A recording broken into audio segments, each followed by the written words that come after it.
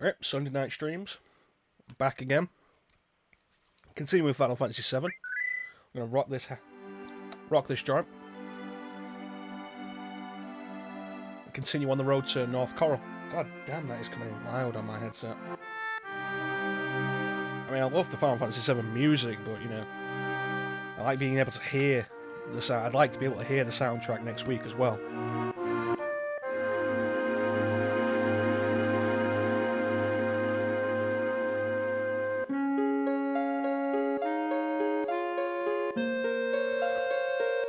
Square will announce more about the FF7 remake half one hour time. Well, the good news is this stream will probably be finished in about 1 if you actually want to go and check that out.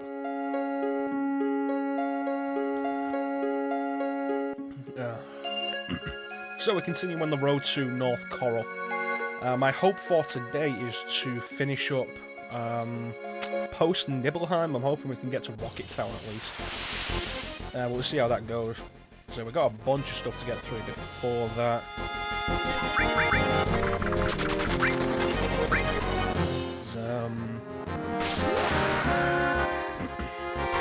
We've got North Corel, Gold Saucer, we have the Desert Prison. Probably should have aimed that at the big guy in the back. Following the Desert Prison, we've got Gongaga, Cosmic Canyon, then we've got Nibelheim. So we'll see how that goes.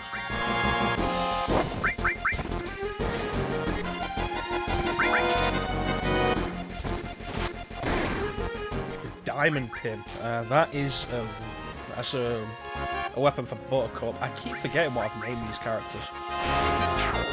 That's a weapon for Buttercup, so I don't remember if I actually already got the Diamond Pin for him, so let's take a look. Oh, that's the thing, Bane, did you hear some of the leaks about this year's E3? Yeah, we already had Diamond Pin, Shane. Heard a leak that Square's going to be announcing a Final Fantasy VIII remaster. And it's like, oh, you know, they do that, I'm going to be on board.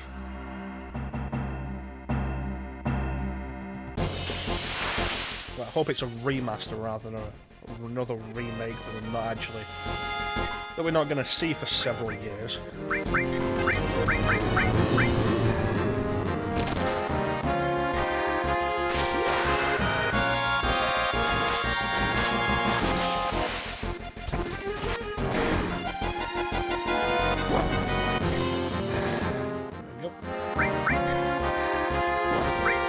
Oh yeah, tell me about it, man. I mean, we've been waiting for some kind of re-release of Final Fantasy VIII for how long now? It's the last of the first 10 Final Fantasies that have not re-released. I mean, it's on PC, but the PC port is probably just a re-release of the PC version.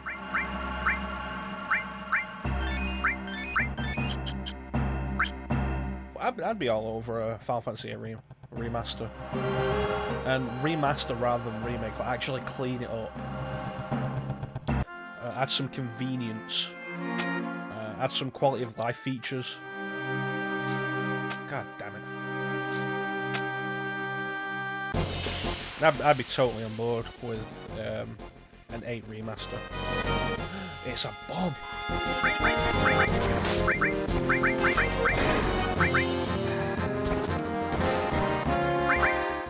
Can I finish this before it's too late?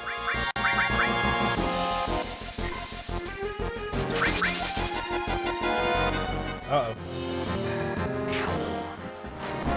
It's a good thing I just healed everybody.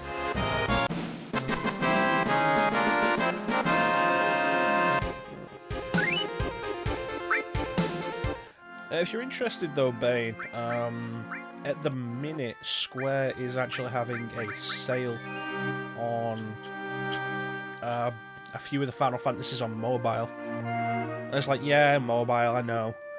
I have a 10. Yes, I do, I have 110. Having that quit button there is not comfortable. I'm gonna hit that at some point. It's like, yeah, no, I understand the thing with, like, mobile, yeah. But being able to play Final Fantasy 3 on the go is really nice, and I feel like 3 is one of those games that you really can do that with.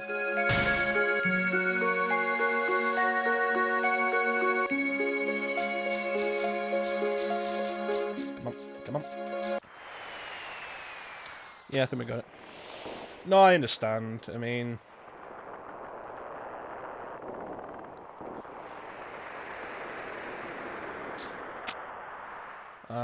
just mobile in general is really not for me, but the idea, at least, of just playing Final Fantasy 3 whenever I want is really nice.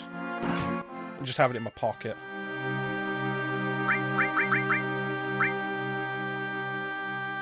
Double, that's actually really good. And the attack drop isn't actually that bad.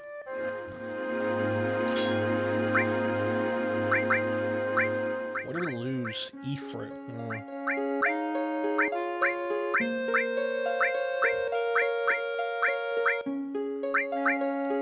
Well, since that's not going to be used now.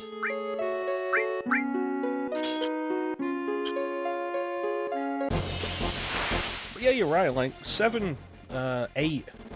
Oh. I want that cockatrice dead. Cockatolas? What the hell? Final Fantasy 7, your translation's weird.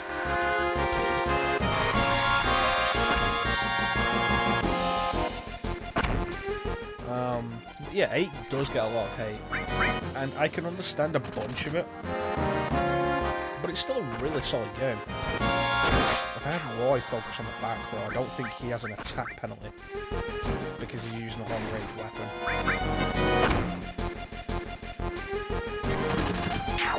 There we go. It's like we'll get to 8 at some point. It's a game I do really enjoy. There was a point where it was my favourite Final Fantasy. And it's not that I think less of it now, it's just, you know, your mood changes, your favourite things change, that kind of thing. But 8 is definitely a game I'll go through a bunch in the future.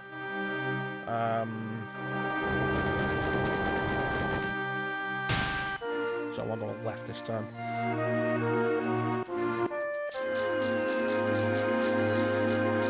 Come on, come on. Think we got it? Yeah.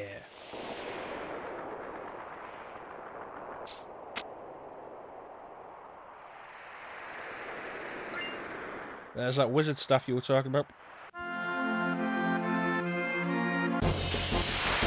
Yeah, no, I agree. The junction system confused the hell out of me the first time. I remember the first time I played, I got stuck in the military base in Disc 2. I couldn't escape in time when it self-destructs. Because I couldn't defeat the boss fast enough. Because, you know, I just didn't have the junction system set up right. Like, you can brute force that game, but there's a point you get to where you really do need that junction system. These days, tear the damn thing apart, and it's not as complicated as everybody thinks. Transform material. I look forward to never using this. So what is it? Minnie and Toad, never going to use that. Oh yeah, I believe you that the original version had the name wrong.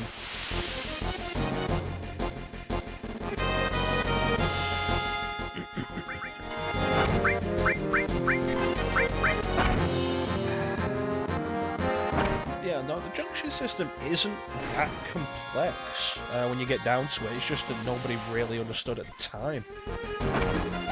Better finish this.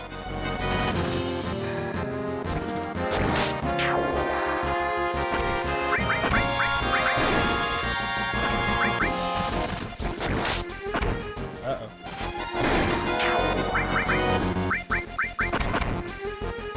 Nope, too late. Frankie is petrified.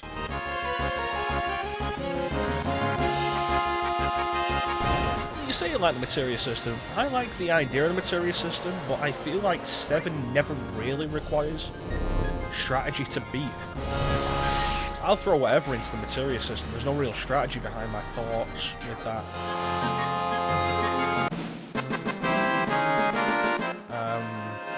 And that's just it. every now and then I'll have a thought for it, but otherwise I'm just kind of aiming to be ready for everything, if you know what I mean.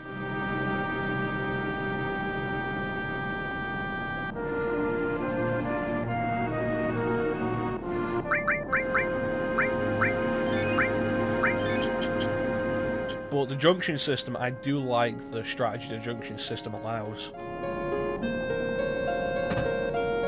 And there always is a, there's always a method to what I'm doing with the junction system in 8. Specifically what I'm having the GFs learn. Yeah, the level scaling system in 8 changed the way a lot of it worked. I think there's a hard cap for a lot of the enemies.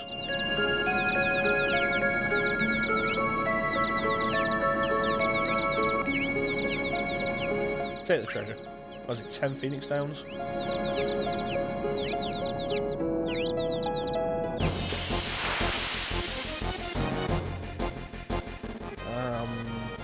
It's only a cockatrice.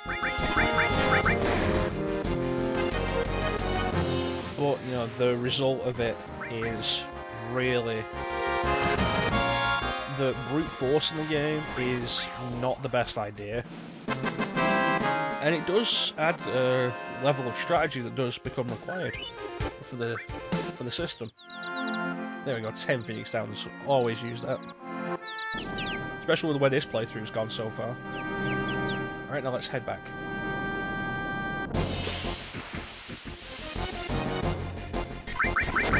But no, I'll be totally on board with a Final Fantasy VIII remaster. That'll be awesome.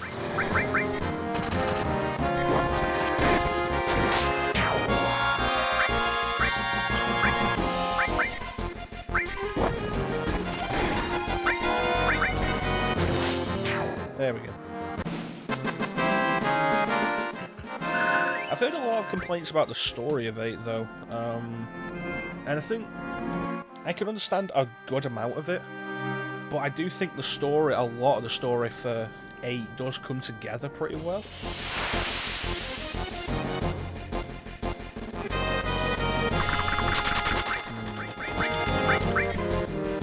Just hit all of these guys, that'll be easier.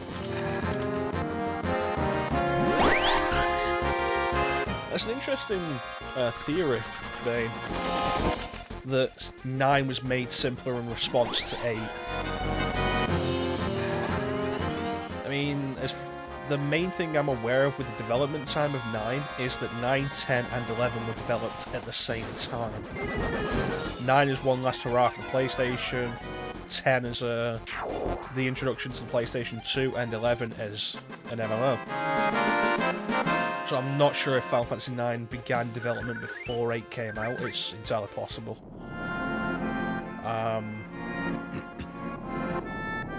But it's an interesting theory that it's simpler in response to the criticism of 8.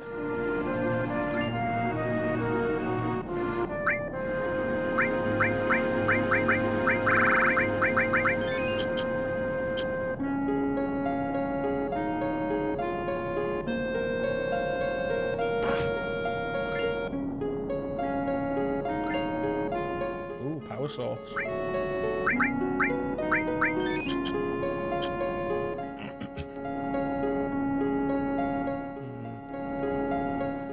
I'd say the gameplay, while the general mechanics of 9 are simpler than the junction system, they're not overly simple, and in a bunch of ways are probably more complex than several of the older ones with the ability system.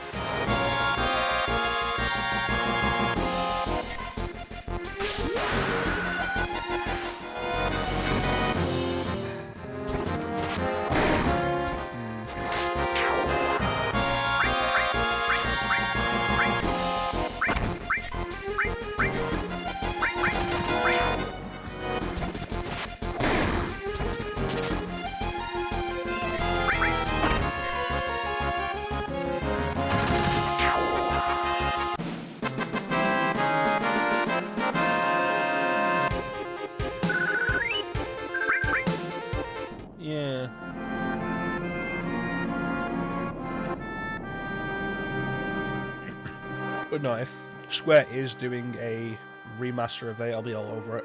And hopefully it's better than the port of 9 we got. Right, let me break this bugger. With any luck I can paralyse it as well.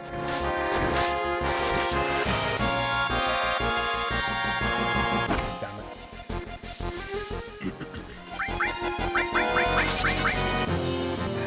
Oh, no, there's Bomb Blast. It's going to kill somebody. Oh, there goes Frankie. The only problem with 8's story, yes.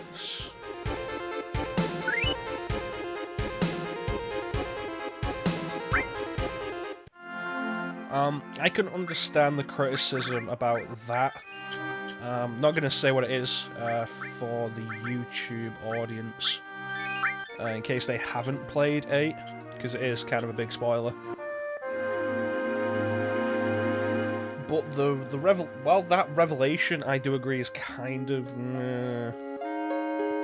the explanation for why the characters weren't aware of it, I do think does kind of work. And it is something that is foreshadowed earlier in the game, particularly by the guard and staff, who tell you specifically to ignore any criticism you ever hear of GFs from anyone else, including other Gardens. So there is foreshadowing on the reason, at least. I suppose my big problem with it is there's never anything more done with the reason after that. Like, that's a big thing.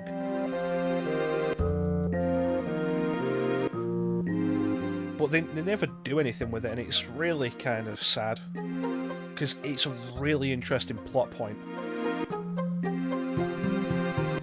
So this is North Corel, a destroyed town, Barrett's former home, and everybody here hates him for unknown reasons. I'm sorry, Roy's former home.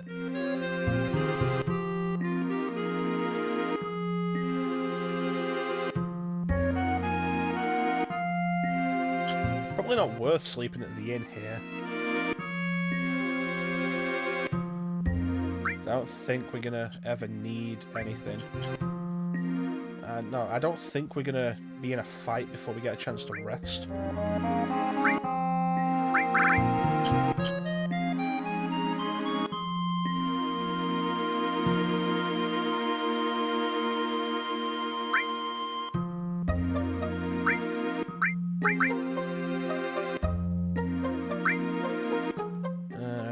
Let's see, 2. Yes.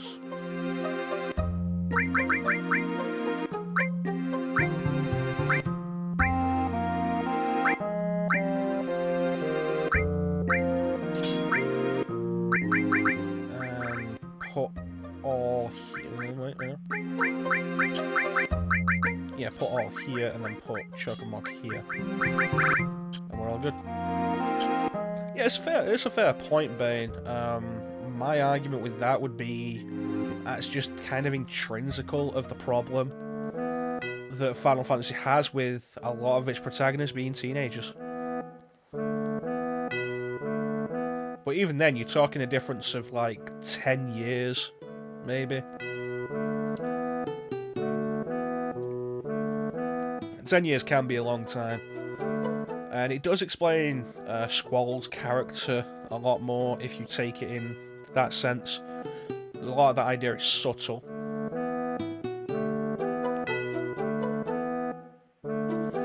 I'm not saying the actual plot revelation itself was good, I'm saying I liked the reasoning behind it. The reasoning was foreshadowed.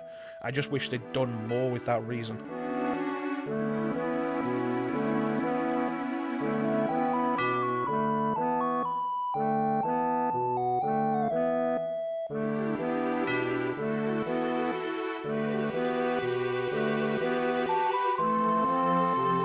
And so we learn more about Roy's past here.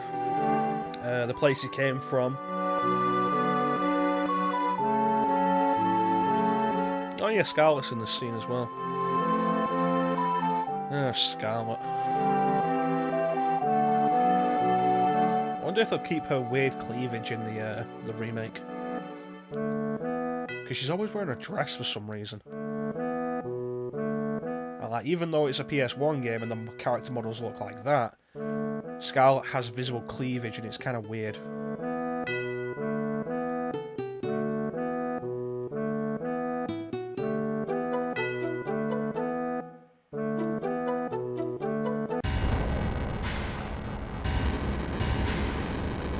And then Shinra put a fire graphic over the screen.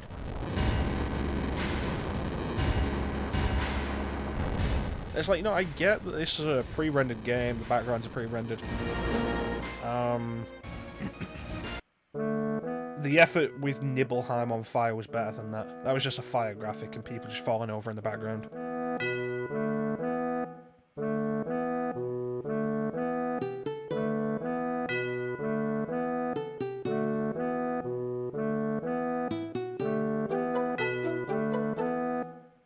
I think this piece of music only plays in this one room.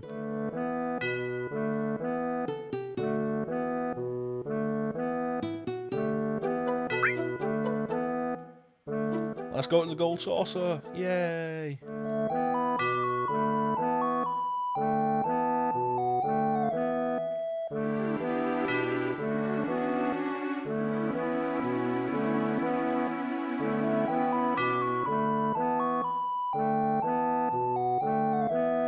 You had a theory on YouTube that 3 and 8 take place in the world. You mean like the same world?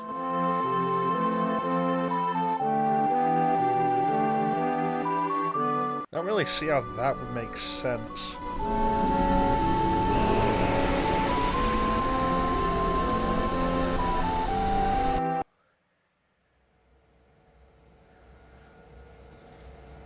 Like, no, I'm thinking about a bunch of the different elements of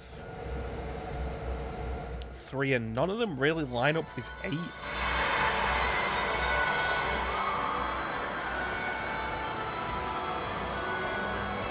So here's our introduction to the Gold Saucer. The Gold Saucer would later become a carnival area in Final Fantasy XIV that was added through one of the updates. And fun fact, as much time as I've spent on Final Fantasy XIV, I've never been to the Gold Saucer there.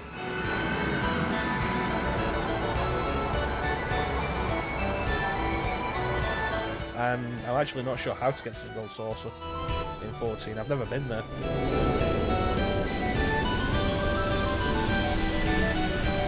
I forgot I need money to get in here.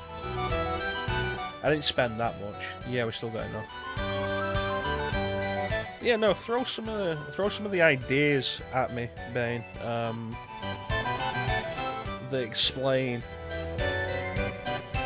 why 3 and 8 take place in the same world, because I'm curious. I don't really get it.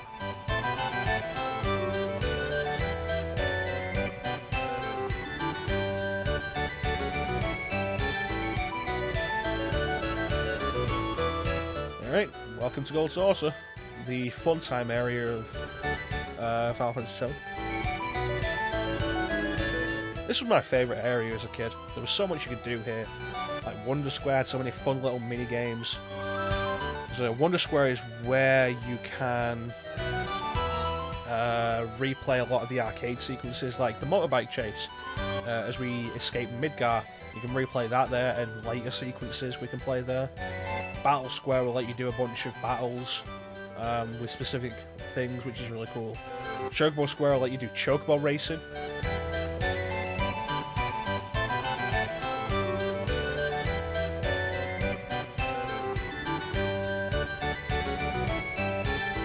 And there's a lot of fun to be had here.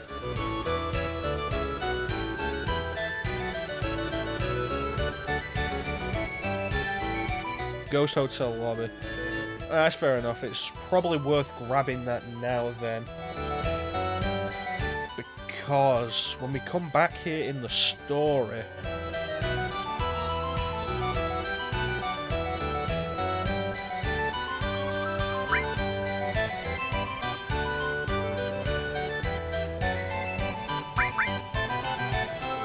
when we come back here in the story, that's going to be after we've had a chance to visit Wutai.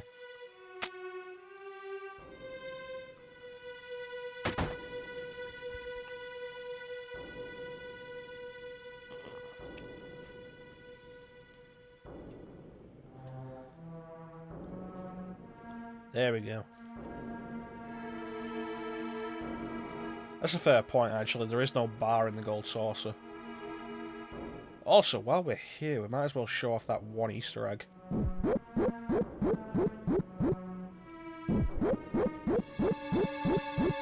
That's actually I think it's a slowed down version of Kefka's Laugh from 6. I mean, it's Kefka's Laugh from 6, but I think it's a slowed down version of it. So where we want to go now, actually, is the Wonder Square. And our introduction to everybody's favourite character. You know what? I'm going to throw this one out to you, Bane. Give me a name for Kate Sith. I know it's supposed to be pronounced Kei-Shi, but nobody ever calls him that.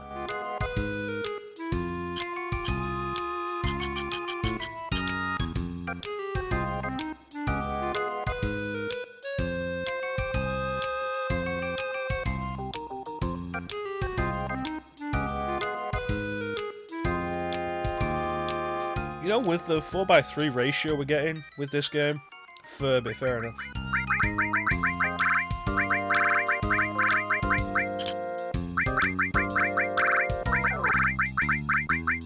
Furby. Thanks, babe. With the 4:3 ratio we're getting with this game, the chat actually fits in really nice without obscuring anything. I should do more 4:3 games.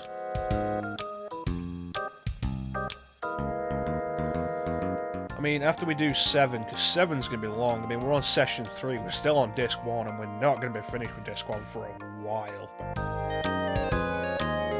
Are we? Actually, no, we might get finished with disc 1 next session.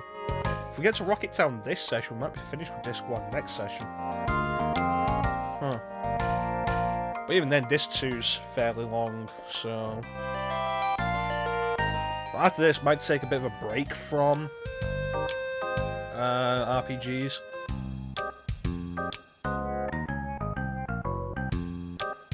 But in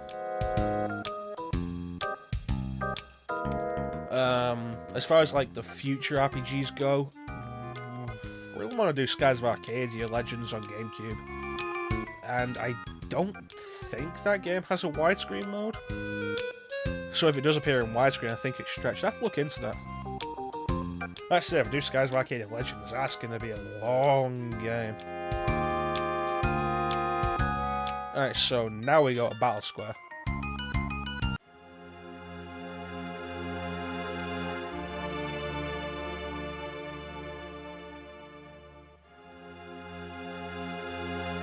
It's always disappointing to me that you can't actually use Battle Square on your first visit to the Gold Saucer, because I love Battle Square.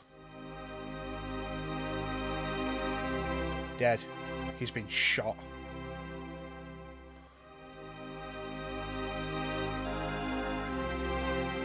It was a horrible thing. Oh wow, even the receptionists have been shot. Any Dragon Quests for future streams? It's possible, honestly. Nothing is ever off the table.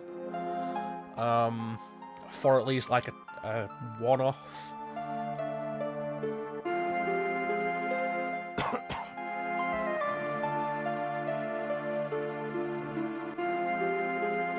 There's Dragon Quest 1 on Game Boy Color has a lot of charm to it. Dragon Quest 5 is a really solid game. And I do have the fan translation of 5 for the PS2, so that's fun. Oh, there's always the DS remake. 8 is really solid, and I do intend to pick up 11 at some point. Oh, pick up the Switch version. Dragon Quest 7, that'd be Dragon Warrior 7, because at the minute I don't actually have a way to record or stream 3DS games, which is kind of a shame. And I don't actually have the PS1 version. I don't have Dragon Warrior 7.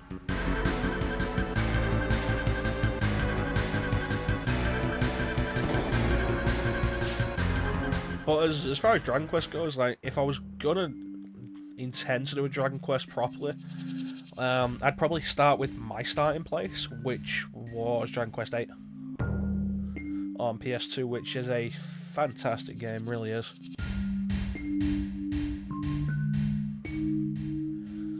So we've been mistaken for the killer, and we've been thrown into the desert prison. But we were told by a victim that the killer was a man with a gun arm.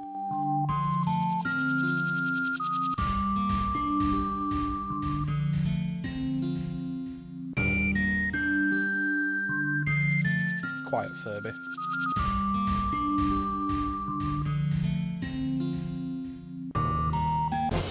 Watch out for that guy chasing you, because he'll nick your money. He's a thief.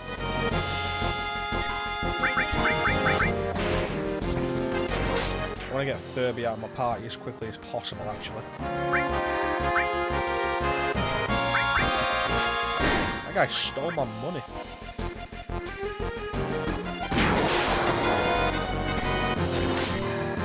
Finish him, Buttercup.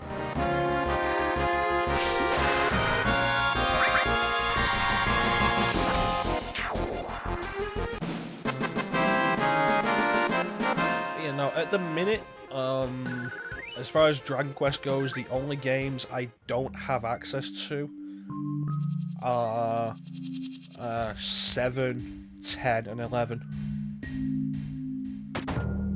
So if you head into here, there's a cutscene that plays. And you may recognise this as the house from Roy's flashback.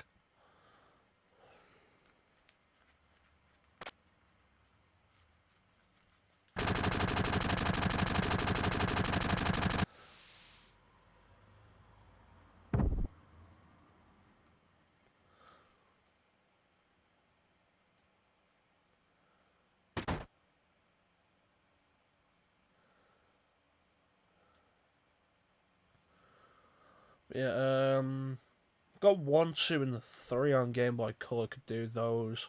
4, 5, and 6 on DS. I don't have a way to do 7. 8 I've got on PS2, and that's a really solid way to play it. Probably better to play it on PS2 than it is to play it on 3DS, actually. I've got 9 on DS. 10 hasn't been released outside Japan and is an MMO anyway. And I am waiting for the Switch port of 11 to come out, and I'm going to grab that version. Because the Switch port is going to have a bunch of nice extra features like an actual orchestrated score. Dragon Quest IX I thought was a really fun game. The biggest issue I have with it is if you're playing it single player, it's kind of bland. A lot of the appeal of that game was the multiplayer. And I was fortunate to play in college with friends who were also playing it. A lot of my friends in college were also playing Dragon Quest IX. So that was a lot of fun. It's not a bad game by any means, I just don't think it'd really hold up on its own. The combat was solid enough. You can create your own party.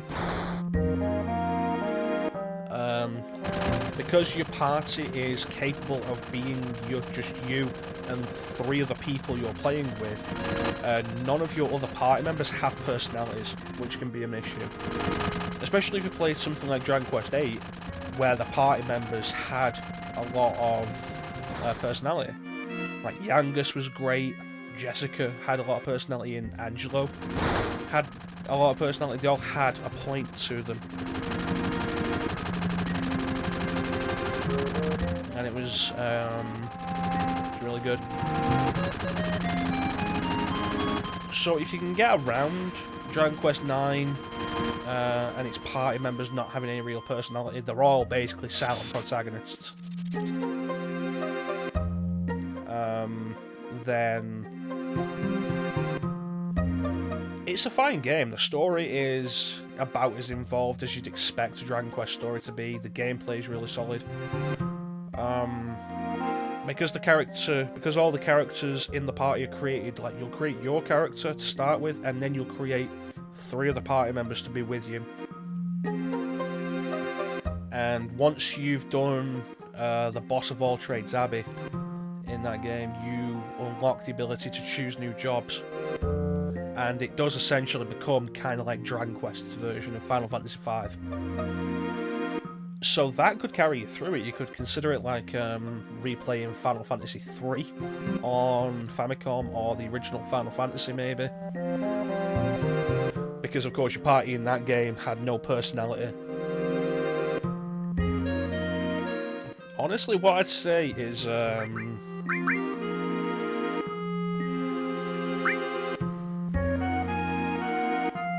I'd suggest give it a go. Play through to at least All Trades Abbey, and if you're just not enjoying it that much by that point, quit. Otherwise, you may find that you actually really enjoy the approach it takes.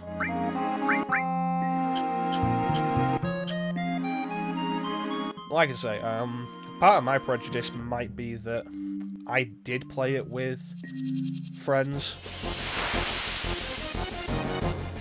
And so playing it without friends just doesn't feel right to me. I don't know.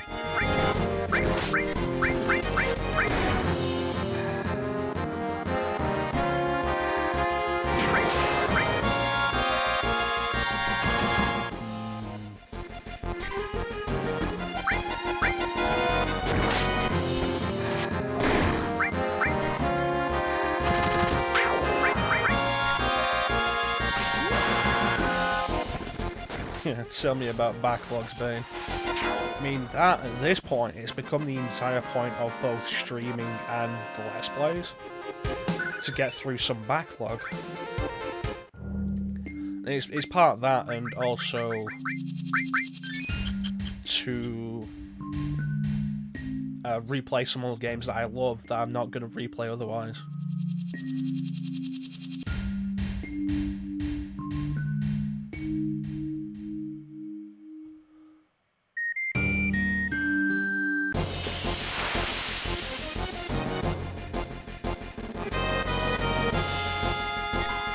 You know what? Because Roy's the only one who's going to be in the next boss battle, I don't need to worry about conserving anybody else's MP.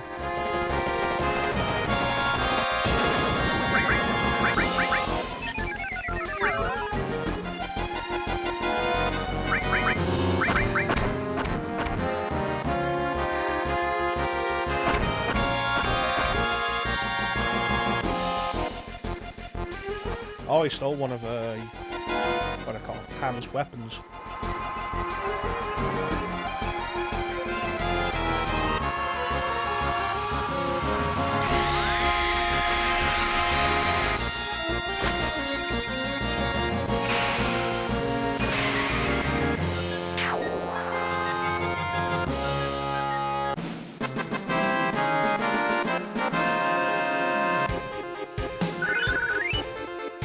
Alright, so Frankie does have an all materia equipped. Where is it equipped to?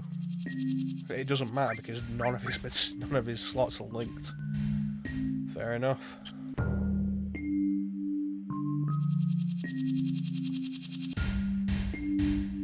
Yeah, I mean, I don't know. I mean, burning through backlogs and replaying games that I enjoy is...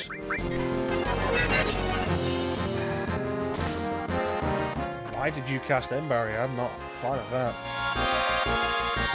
It's part of the reason why the idea of a game on my phone is something I support, like an actual game, not a mobile game.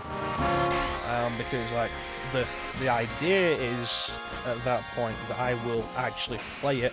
It's like, oh yeah, no, it's in my pocket. It's like, let me pull my phone out. Let's play some Final Fantasy III. Oh, we're all good. God damn it.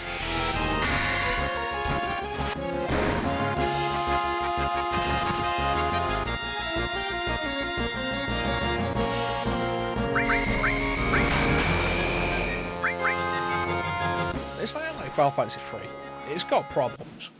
I mean, for the love of God, Crystal Tower, man. But like, the entire game up to that is a lot of fun. Mostly. See, was Roy injured? Yes, he was.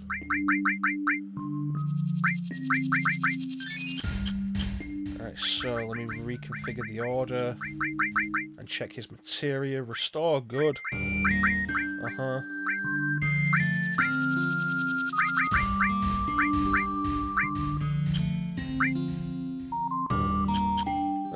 that should be fine, actually.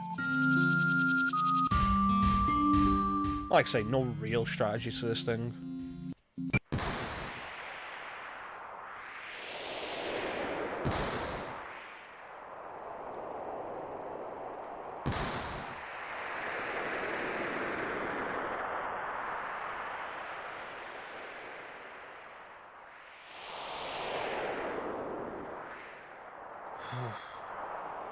I'm actually playing through Wild Arms at the minute for myself. It's very kind of on and off, but I've been playing through the original Wild Arms.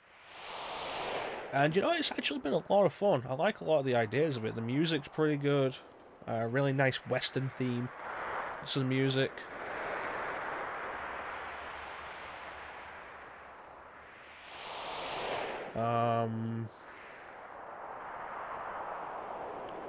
I like the way the puzzles are set up in dungeons so that you use your tools.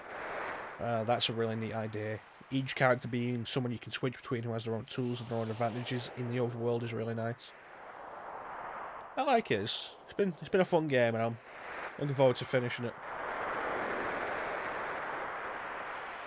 Well, at this point, I own Wild Arms 1, 2, and 3. So I have the PS2 Classic on PS4 for 3.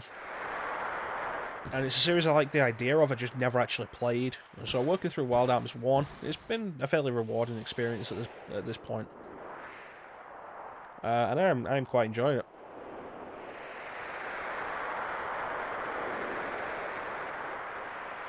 The 2006 port was good, but you didn't know anyone who had it, so you couldn't do the magnet or unlock the engine. I was like, yep. Honestly, me neither. I have never met anybody who had Final Fantasy 3 on DS. Me, except you, I guess. But you know, I didn't know anybody at the time.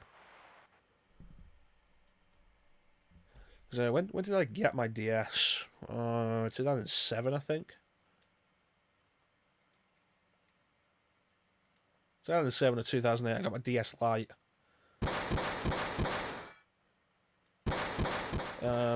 I had my year off college. I had my year off, so I went to college for mechanical engineering, and I dropped out because I was not enjoying it, and I reapplied to a different college for a different course. And like during that off year, the DS was my best friend. So there was a lot of stuff I played on there. It was so much fun. And then when I got into college, and you know, plenty of people had a DS in college, there was a lot of stuff to do there with it.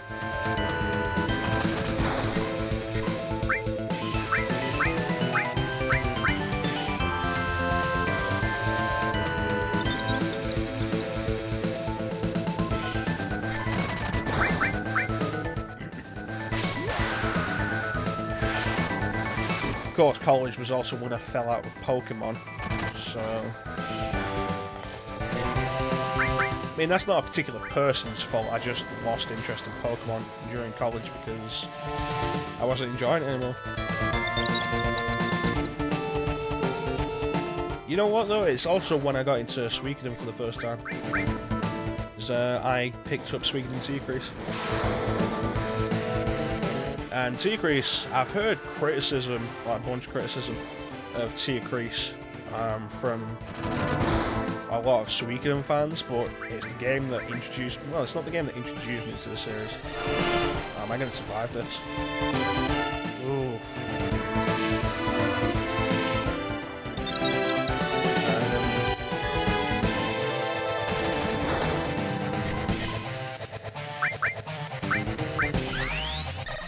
T-Crease was the game that really got me into the series, and I really enjoyed T-Crease. That said, T-Crease is one of those sad cases where I played the game, played the crap out of it, and stopped like right before the final dungeon, and then just never went back to it. And I've done that with a few games. So the dive fight can actually be pretty dangerous because you have just Roy on his own. And as a result, like, you need to really balance healing and attacking, and as you saw, dying's actually pretty fast. It's a more dangerous fight than Cloud has with Rufus.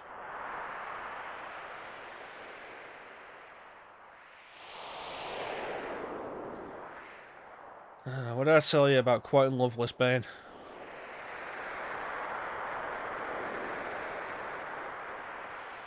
Yeah, I did the same thing with Tales of Graces F, actually.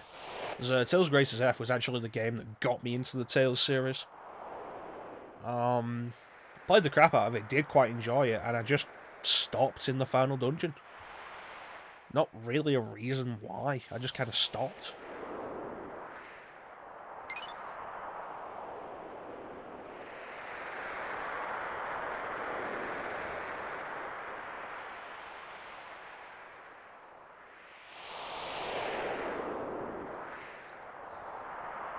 We should do a Tales series, do a Tales game for this soon.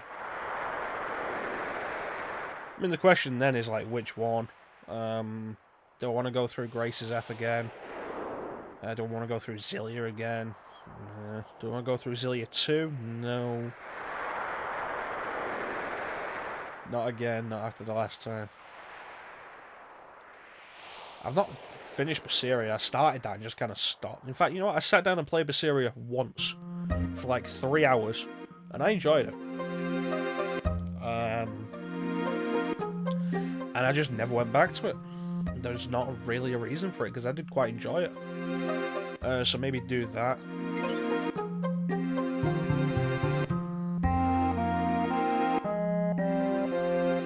I do have the definitive edition of Vesperia, although I also have the original version of Vesperia.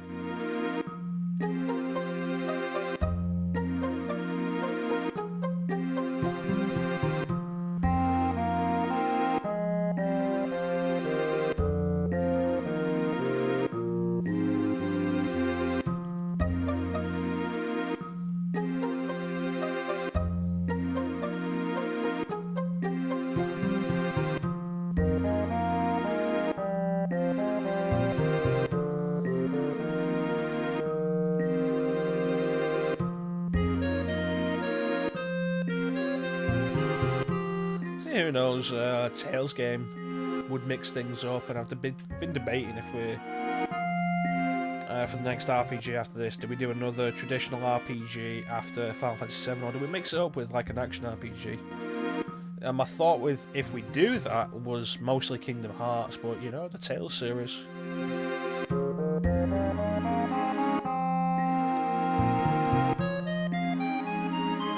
Also, need to make sure to get the summon materia from the jockey's preparation room.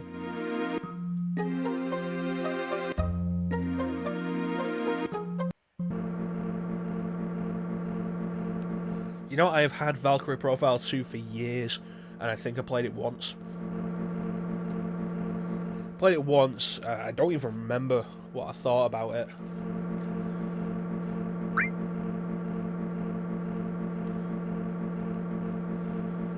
But the main reason that I never went back to finish it after a certain point was that I picked up the remake of the original on PSP, Valkyrie Profile Lenneth, and I've just not been through it.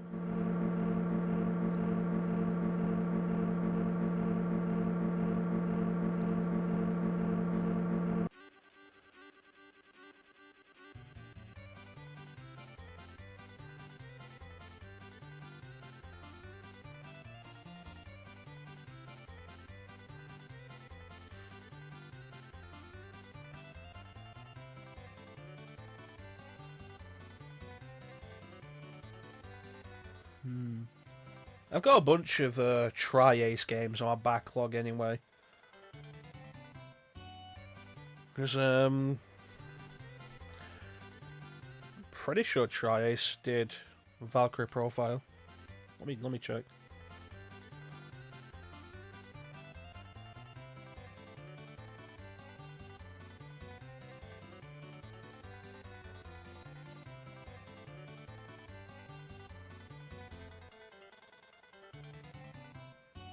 I know it's published by Square, but I'm pretty sure... Yeah, it was developed by Tri-Ace. Yeah. I've got a bunch of Tri-Ace games there that I need to do. The Ramo materia. There's Star Ocean.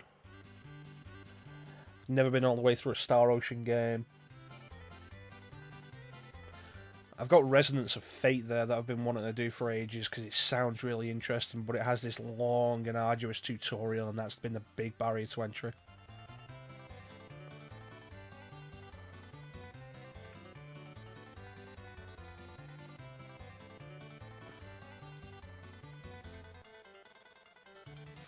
Yeah, I know how to ride. I've been doing this for years, kid.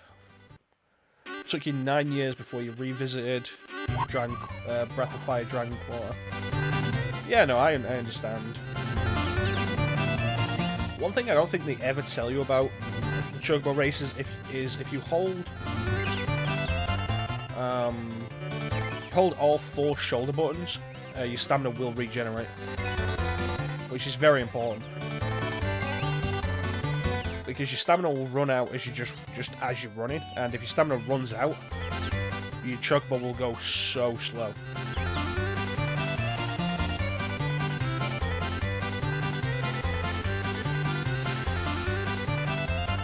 You know, I actually heard a thing recently that the European version of Dragon Quarter was actually made much harder. In the US version, you can restart the game at any time and keep your I forget what the thing's called, like your specific thing. Because, you know, Dragon Quarter is a game that you're expected to restart multiple times to go through. And it turns out in the European version they removed the option to restart any time and instead just added more save points. And as a result, that means that you can't restart if you're stuck and get back to that point stronger. Which is ridiculous. That's really a bad idea. So that could be a big factor in why you don't like Dragon Quarter. The version we got was gimped.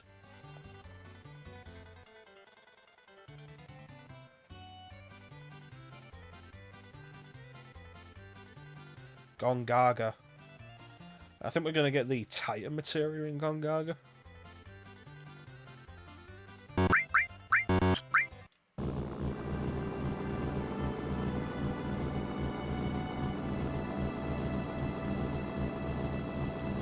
So we got the buggy. I don't think the buggy prevents random battles.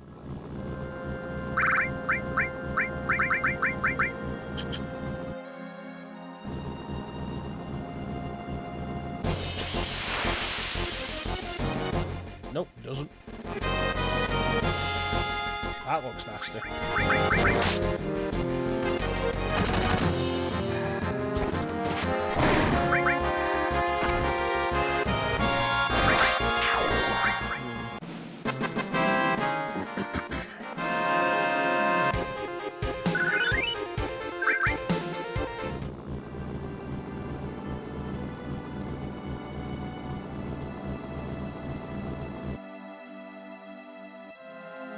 Right, so let's head to Gongaga.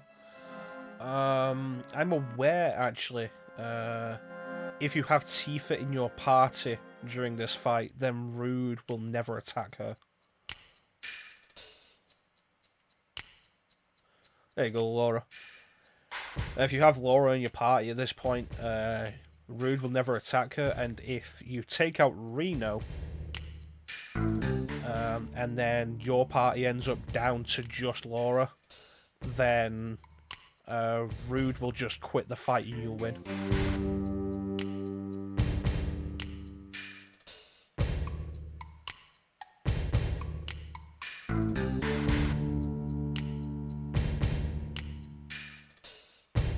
So apparently we were told last time that Reno's been looking forward to seeing us again because he has a new weapon.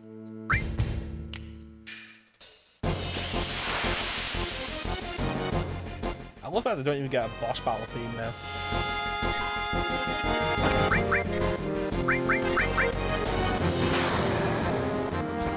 Oh, that did actually a good amount of damage.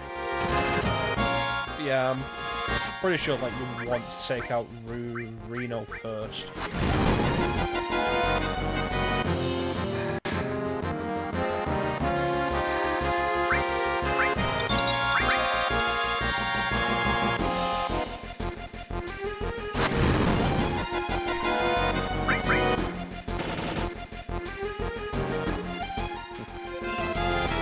I can understand a lot of the problems people have with Dragon Quarter. Because to go from traditional JRPG series to Dragon Quarter is very different. It's like when we went from Final Fantasy X to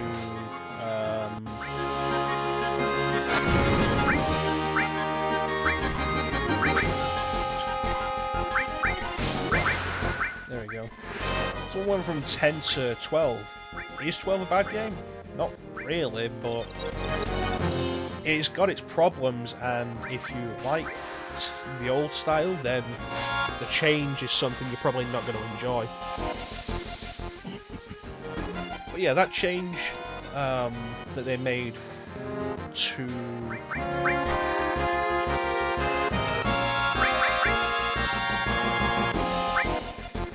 Dragon Quarter in Europe was,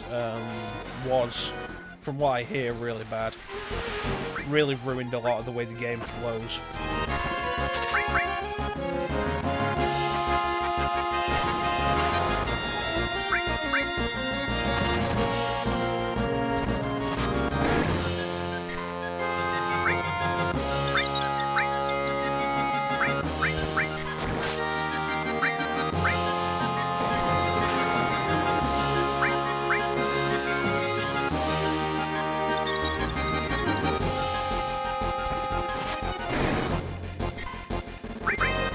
Let me see how much Rude's got.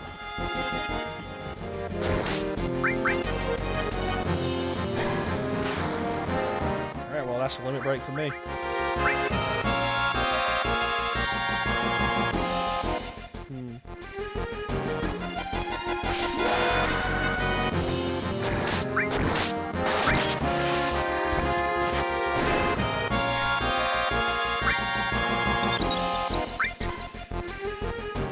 We were almost there. He had 35 HP left.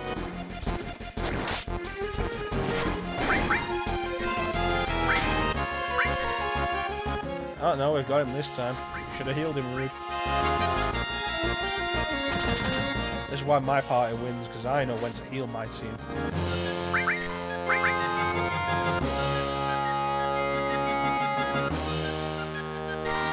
Coward.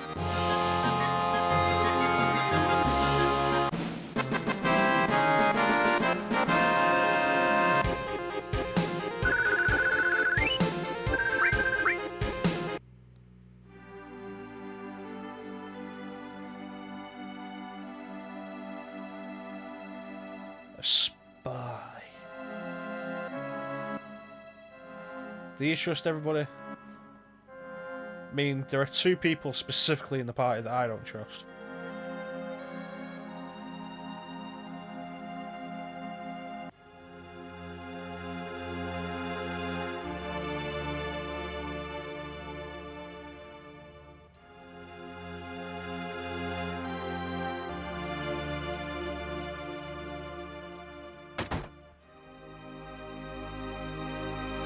I really need to get around to playing Zodiac Age.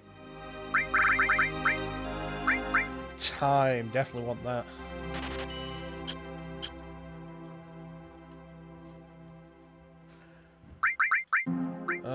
Put it on...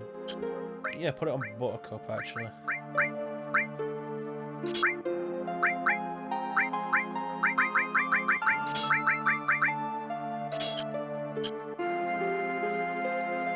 Yeah, I didn't like 12 at the time when I played it. There is a cutscene actually you can have here with if you have Aerith in your party, where it's heavily hinted that the boyfriend, her last boyfriend's parents are in this area. Oh god, not frogs! Kill it quick!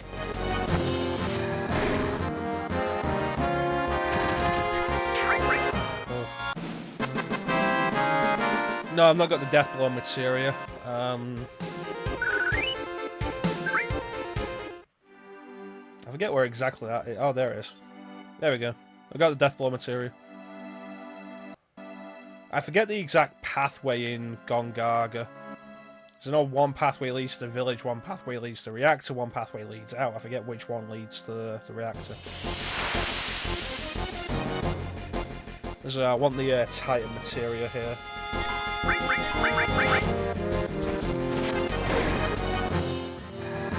Looking at the time, we're never going to get to Rocket Town today.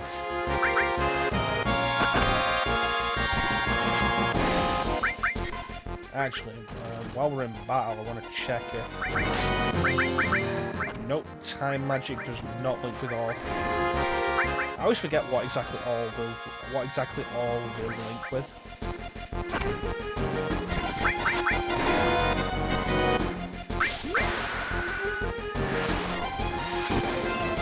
Yeah, at the time when I first played 12, I did not enjoy it at all.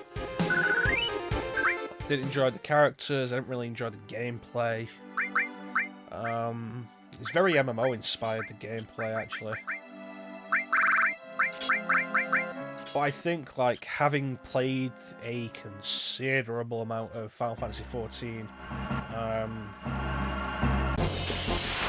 I'd probably do better with it now, and with us having the Zodiac Edition that fixes a lot of the gameplay issues, it's certainly something I do want to give another shot.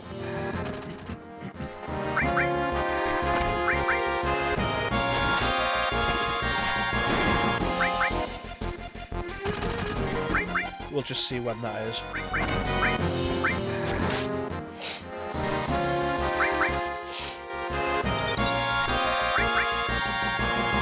I mean, for the love of God, I finished 13.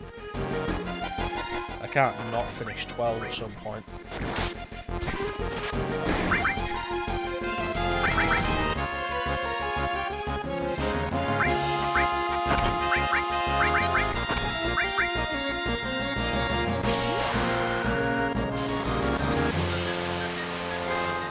I'm gonna be so sad when I put Buttercup up to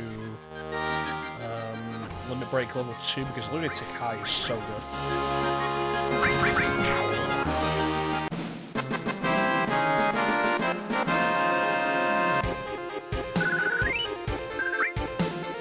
Although I am planning to have Sid and Vincent in the party for this run, so... The question is whether I'll replace Roy or Buttercup with Vincent.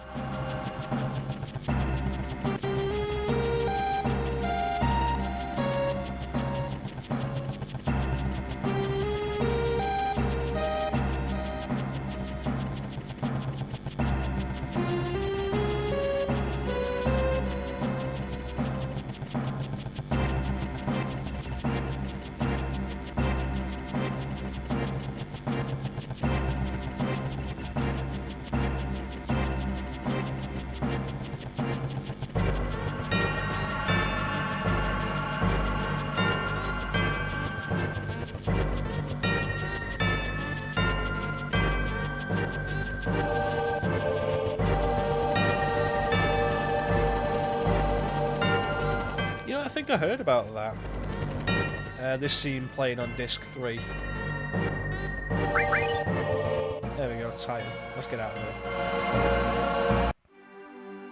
there. It's an interesting oversight. I'm guessing the flag, there's never a flag set to prevent it from occurring.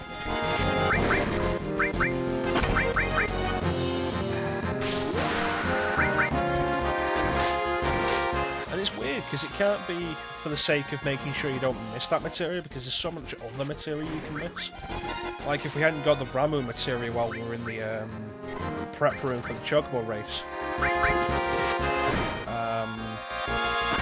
I don't think we ever get another chance to get it after that.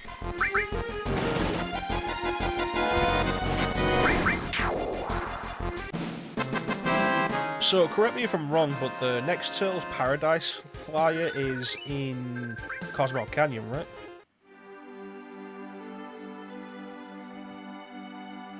Reminds me, is there an inn here? I could do with an inn.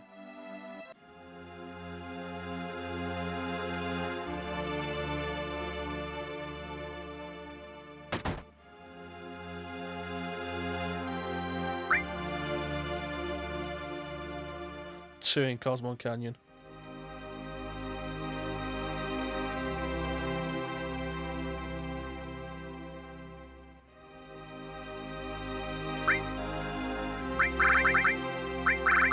No, wait. Nah, I don't need any of that. Same with the Turks in Wu-Tai after... Dungonio. Speak to Rufus, tell them pursue Cloud. I thought the Wu-Tai side quest had a time limit on it, like you can't do it after a certain point. Uh-oh. That's not good.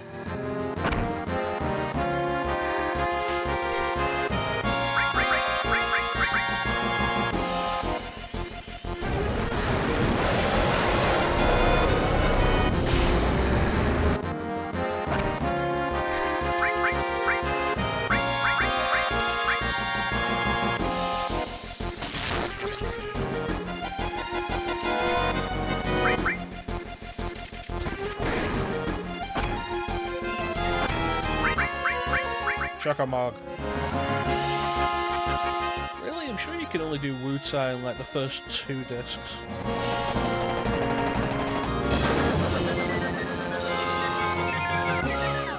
Let me look into that.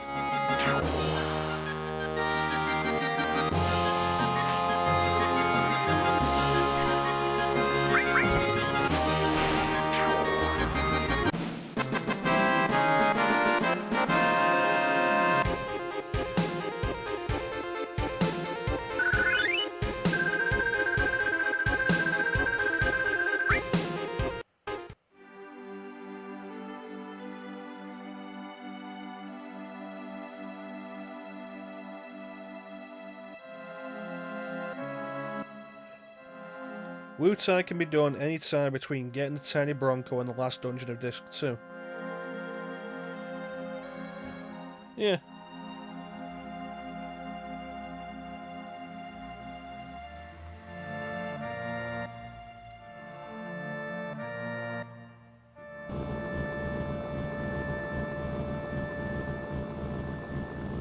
It's like, I know I've missed it in previous playthroughs and just not ended up doing it. You know what, let's use magic, be the better idea.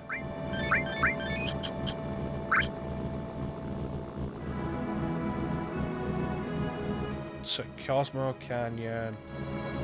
And one of my favourite music tracks in the game. Possibly my just outright favourite.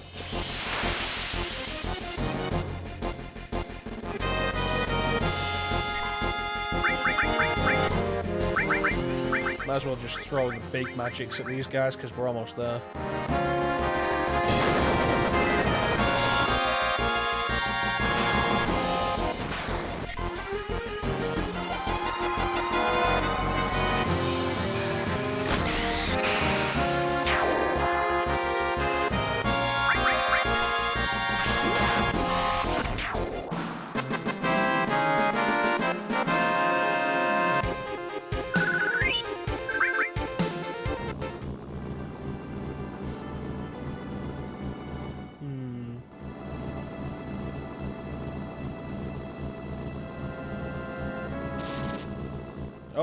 Oh, the buggy's broken down.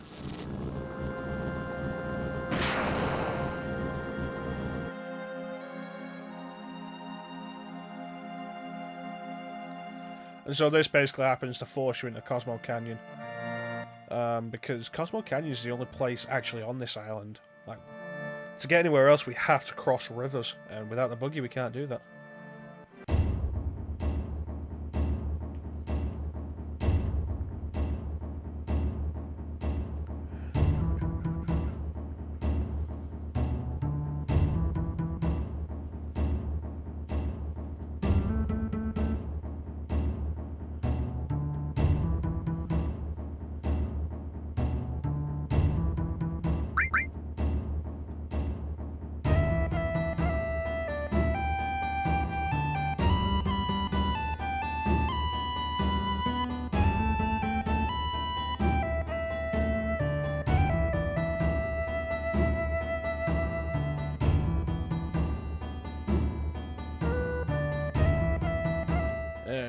Okay.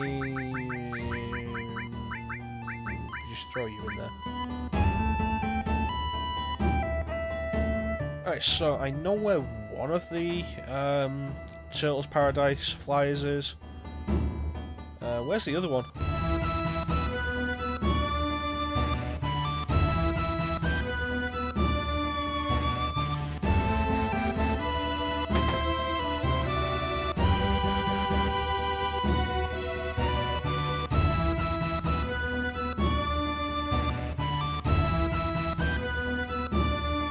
Yeah, it's understandable that you completely miss Yuffie. It's... No, I'm good for the minute, actually. Is that it? Yeah, number 5. Which means I know where the other one is, that's good.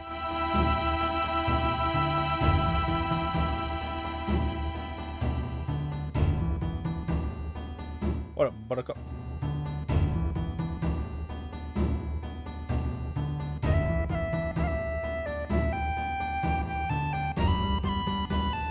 Yeah, no, I can't really blame anybody for missing Yuffie on the first playthrough. Vincent at least has some indication that he's there. Finding Yuffie is entirely down to luck. I mean, we had to actually try to find Yuffie in this playthrough.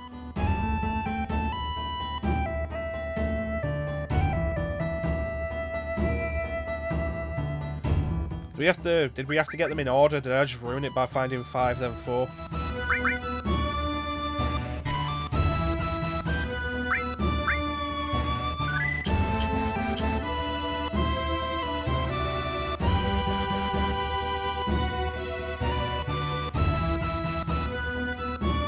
Anyway, that's good.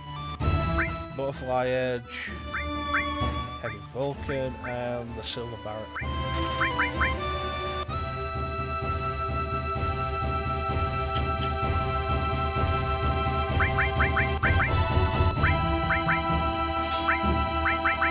And I think I will throw Titan. Because we don't have any Earth Magic.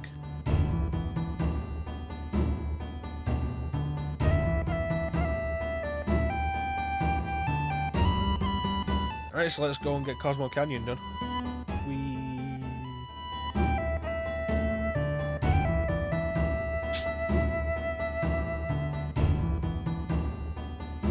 Let's go meet Bugenhagen.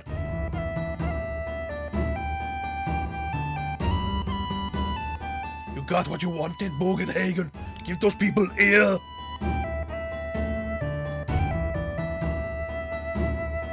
Still a child. I love this track, this is brilliant.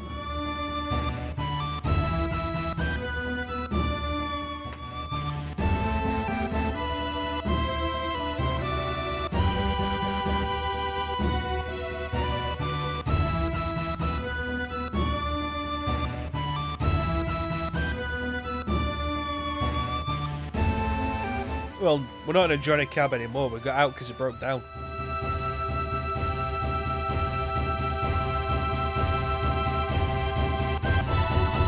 From this angle, Bugenhagen kind of looks like Gerald Robotnik from Sonic Adventure 2.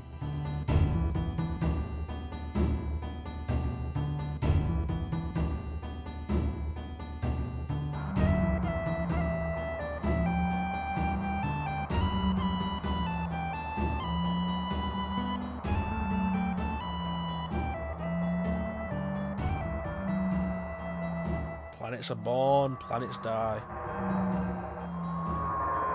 The cosmos keeps on turning.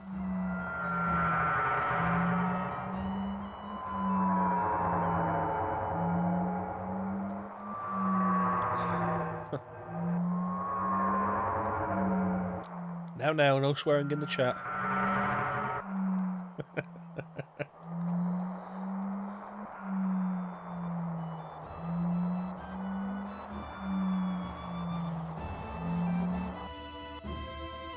You know, it's weird that they kind of copied the Johnny Cab in the 6th Day. You ever see the 6th Day? I feel like I was like one of the last, not good, but certainly entertaining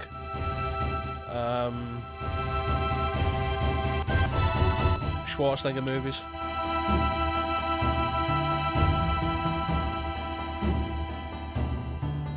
Alright, so let's go find Roy, because I'm pretty sure he's the closest. Unless there's someone in... No, I'm not taking you. You can go to hell. No, I don't like you either.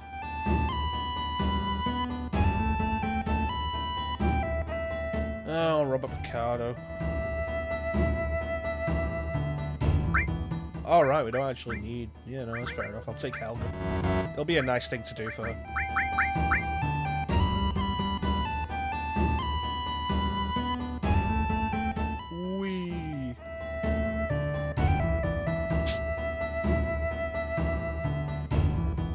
Yeah, because like during the 90s, Schwarzenegger just kind of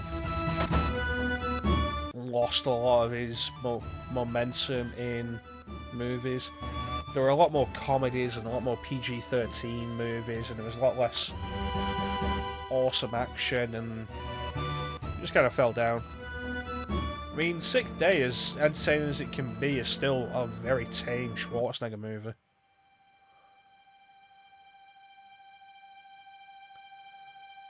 What the hell's going on at the bottom there?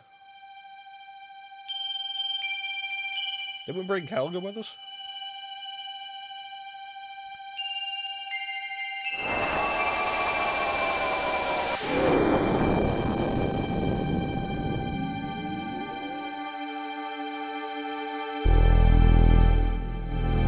You got a point there with Stallone, although I'd say Stallone kind of faded away quietly. Is that supposed to be Aerith, that block of, that mess of polygons down there? What the hell happened?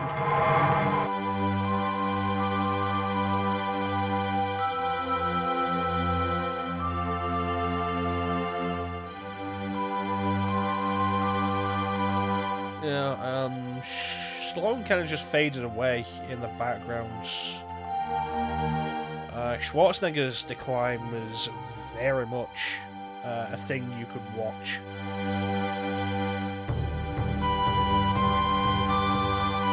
And you know, Stallone did make a triumphant return mid-2000s, I'd say. Rocky Balboa was pretty well received. And then, of course, there's the fourth Rambo movie, which a lot of people liked. There was The Expendables, which I love the first Expendables. I think it's a really good movie.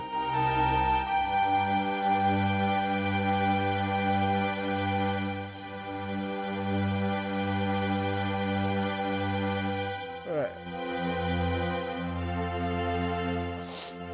So this is going to explain the concept of the live stream to us.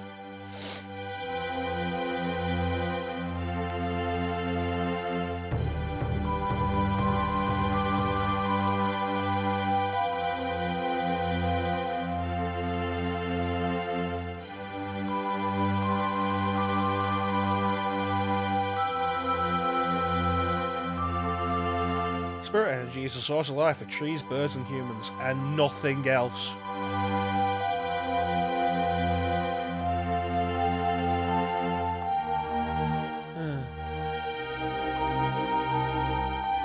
But if one day a giant alien were to turn up and steal that spirit energy, Boo, the part of Galactus today will be played by Bugenhagen.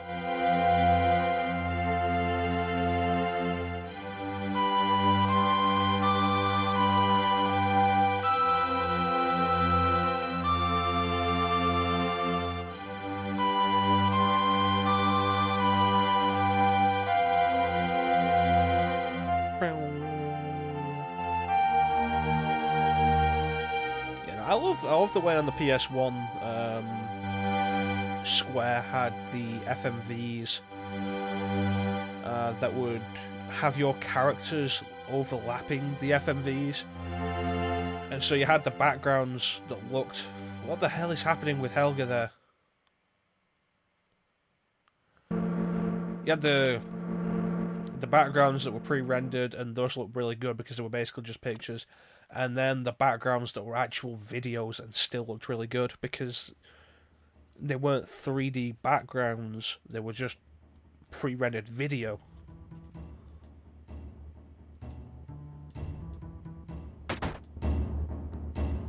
So I have no idea what happened with Helga there. It's like we brought Aerith with us, and she just kind of became some sort of blob. We've seen a lot of messed up stuff with this PS4 version, this playthrough.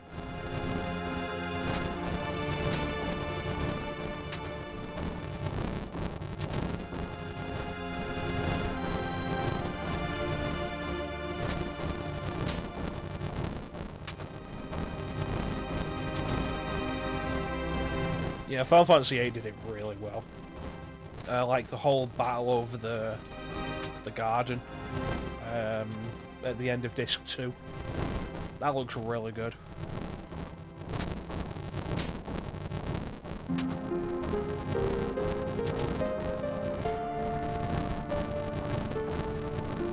Oh.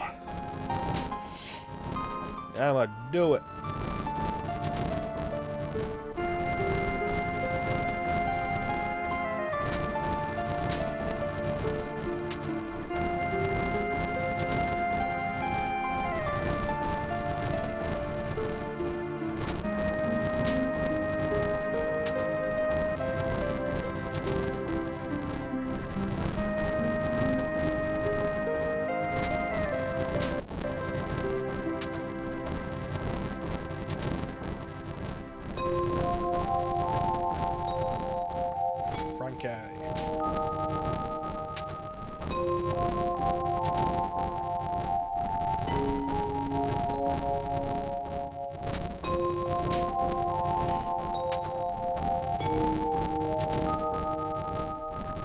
You know, if you just have the courage to say what you're thinking, Laura, you could cut out a lot of trouble later on.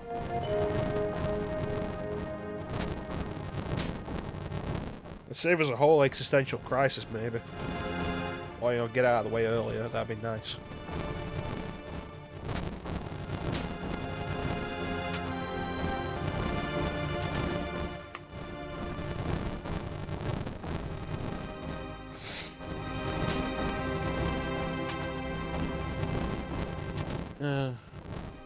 So looking at the time, we'll probably be able to get through the next dungeon. You know what? We might actually get to Rocket Town before the end of this session, depending on how long Nibelheim takes us, how long we mess around there. Alright, better take... Yeah, take Roy. I bought his weapon.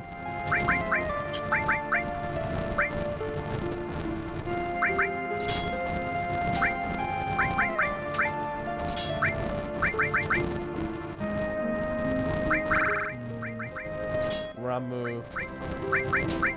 And we've got the same there, so that's all good. Probably should go and stay at the inn, actually.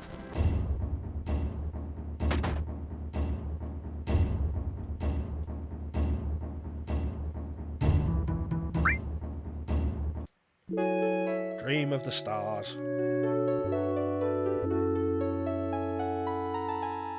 Yeah, you're right. But there is a lot on Mount Nibble that is actually worth grabbing, though. Seriously, I paid 100 gil for a couch bed? That's not even a couch bed, that's to sleep on a couch. That's a rip-off. But, thinking less about Mount Nibble, more about Nibelheim itself.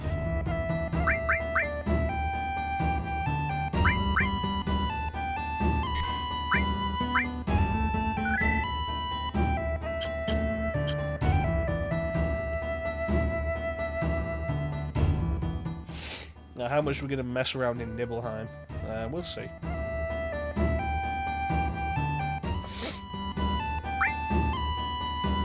This shouldn't take too long, even going after all the treasure.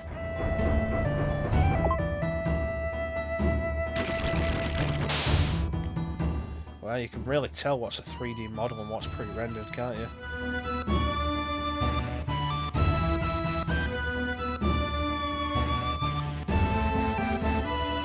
You know, I said it about Final Fantasy IX. I think back when we started the...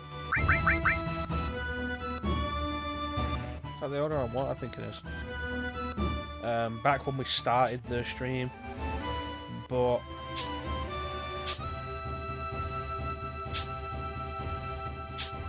You know, it's probably true of this as well. This game does just look better on PS1. I love how the music slowly fades away as you climb down.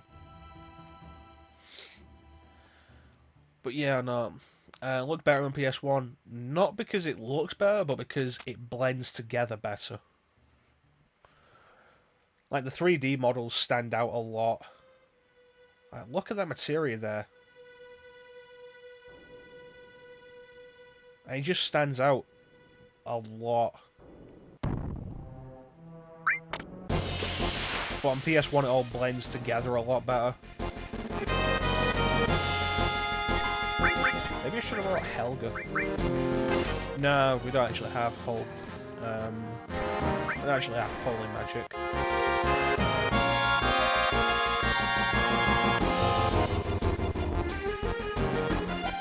I feel like anytime I actually want to use Death Sentence in battle, it doesn't actually work properly.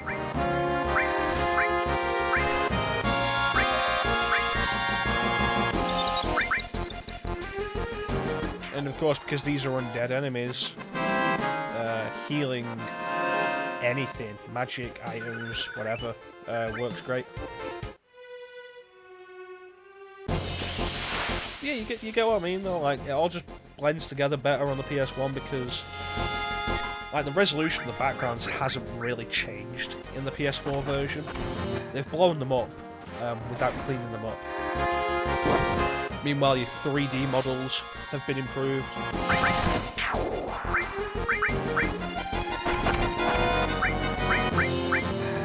Yeah, so there's that. And it looks really bad in the PS4 version of Final Fantasy IX. It doesn't look so bad in this version, but you can still really see it.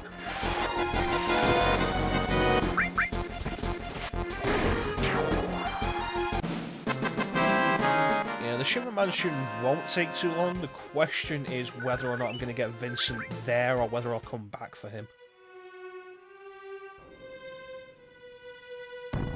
Because as we are now, I'm not entirely sure we're going to be strong enough to take on Lost Number.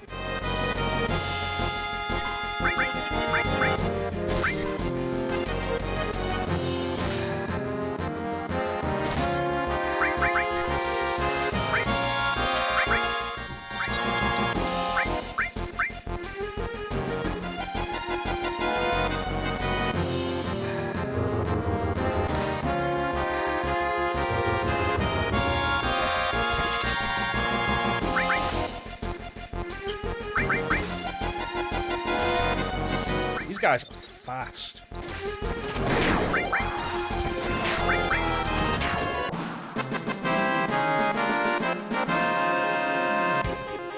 I don't think it's, if they remaster it, I don't think the issue is the character models.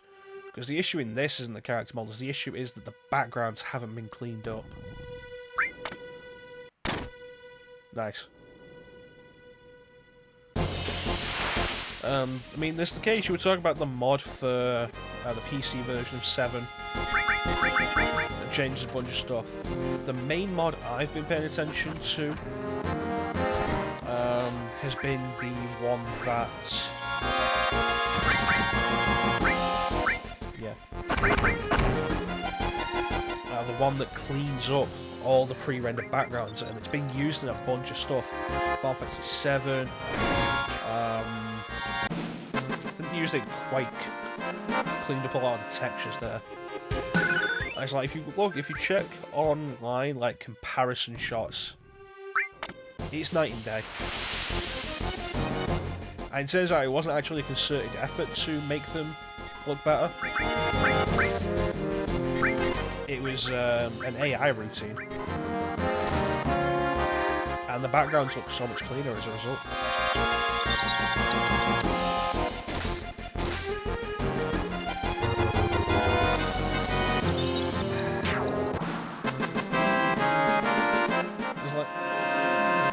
To be fair, Final Fantasy VII, the PS4 port, has had a bunch of effort put into it, and you can tell. The Final Fantasy IX port very clearly didn't.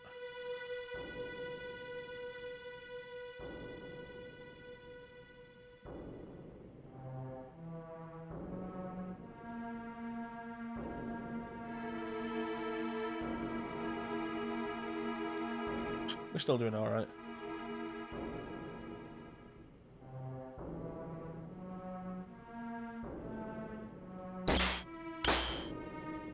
See, I knew spikes would pop out of one of them, I wasn't sure which one it was. Uh-oh.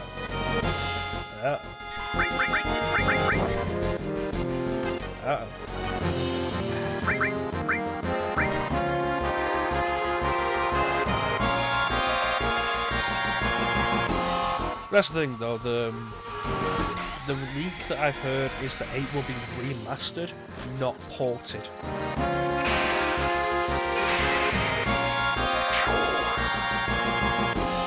And like, usually I'd be a little bit concerned with an idea like that because it means they take that as an excuse to charge more. Which is the case with like the Crash Insane trilogy and the Spyro Reignite trilogy. Oh, they remade it so they can charge more for these PS1 games. But the difference there is this is Square and they overcharge for everything anyway. It's like, no, Square, I'm not going to pay £20 for Final Fantasy IX on my phone. The hell do you think this is?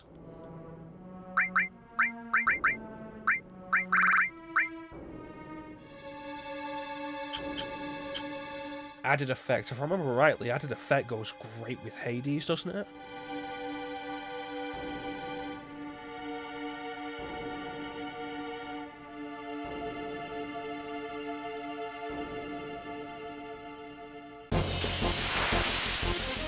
Because like Hades basically inflicts like all status effects, kind of, at least.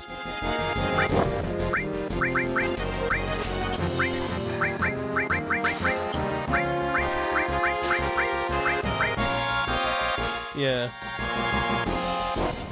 Now I just need to get the Hades materia. Isn't the Hades materia Mount Nibble? You guys done? Can I have a turn? Can I have a turn?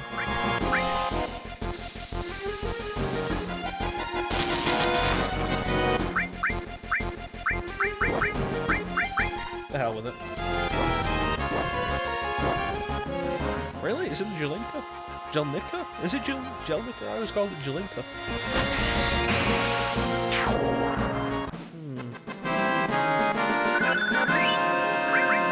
Oh, all materia's starting to level up now.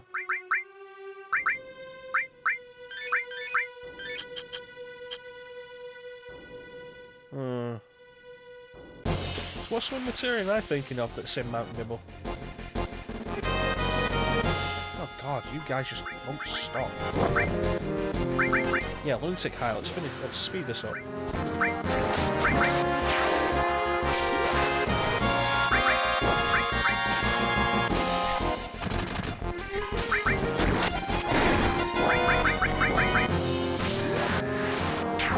Hey, I'm just pausing.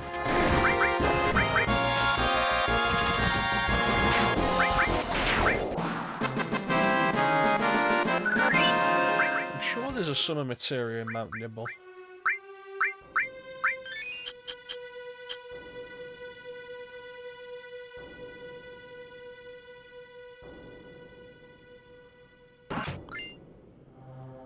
That's an item I'm never going to use.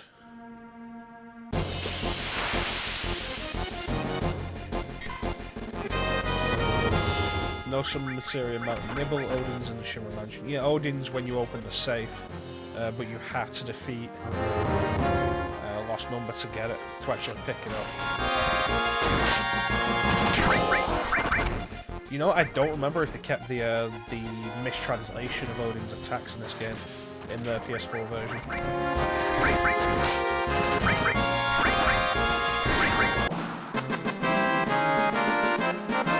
Because of course in the original PS1 version, Odin's attacks are the steel-bladed sword and gunge lance, but it's supposed to be Zantetsuken and Gungnir.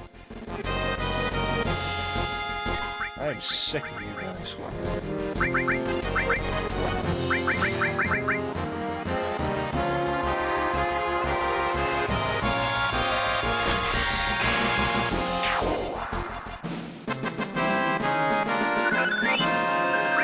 No, I'll speed this up. Come on.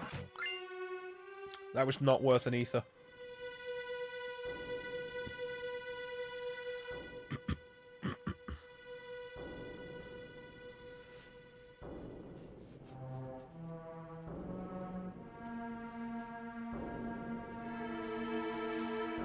Right, so we got this area, and then we'll be at the boss.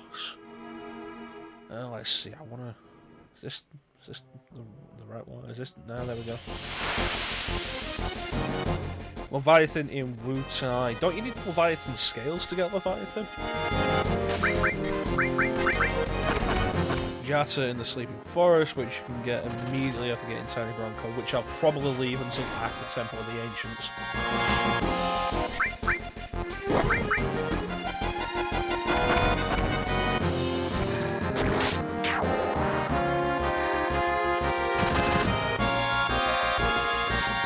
What am I thinking of that's behind the fires that you need the scales for?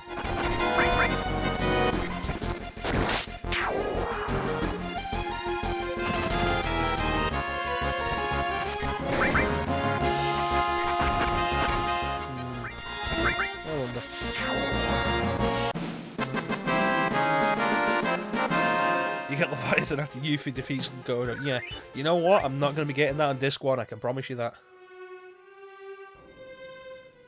That's sad. I don't think you can defeat Godo on disc 1. Isn't that like a disc 2 and onward thing if you've done...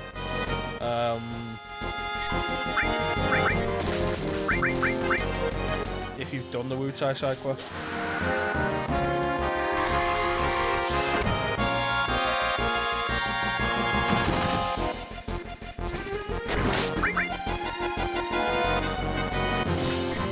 So, the spiders aren't actually random encounters. You will immediately fight one whenever you walk into one of the webs. And you have to walk into, I think, at least two of the webs to proceed. I think at least one of them's optional. Oh, you son of a bitch.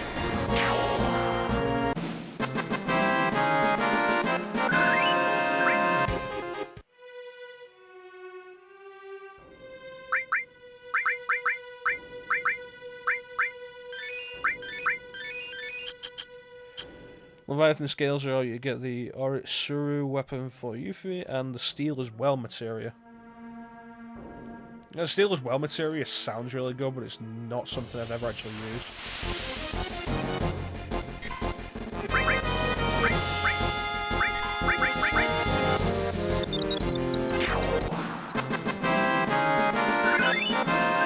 Oh, there we go.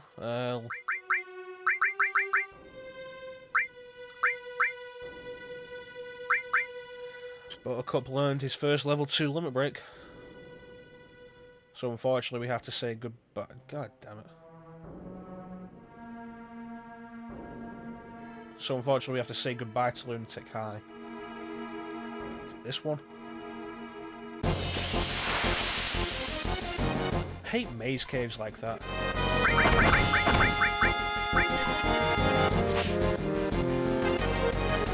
First level 2 magic spell of the game.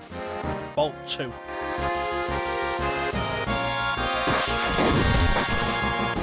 It looked nice.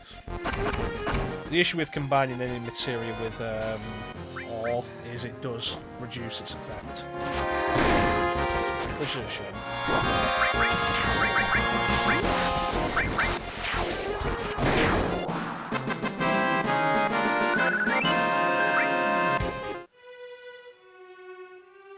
Yeah, we're doing alright.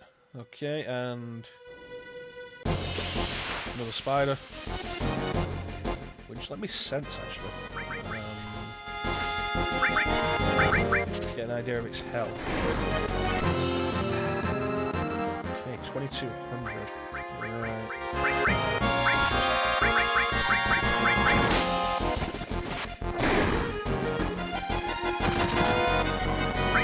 Now the thing with limit breaks is, as far as I'm aware, don't limit breaks. The higher the level the limit break, the slower it is to charge. Why isn't that the thing? Like, if you stick with a level 1 limit break all the way through, you'll be doing less damage, but it will charge up faster. Or is that a thing that reduces as you get stronger? It's corresponding to how much health you have.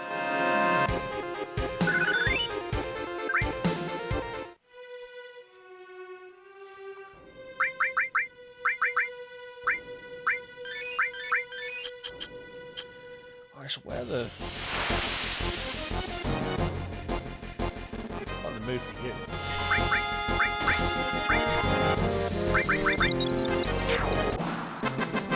Not too sure. Yeah, no.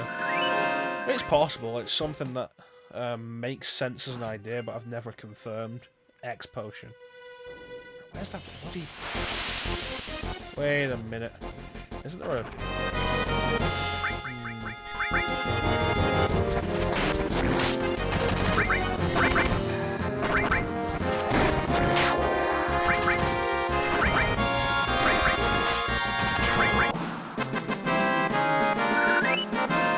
Isn't Rocket Town the first place you get barrier materia?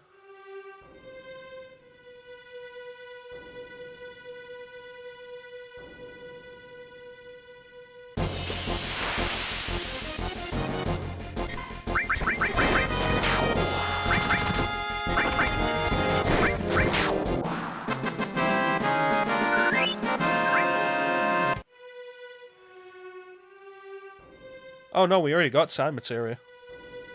There we go. That's what I've been after this entire time.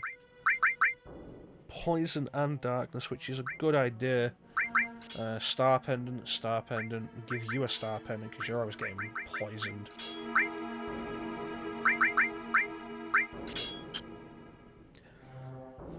No, we bought time materia in Gongaga.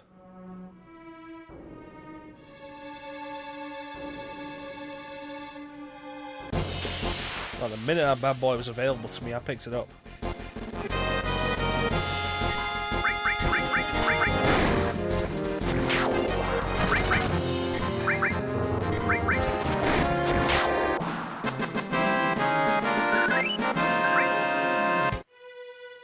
And another spider.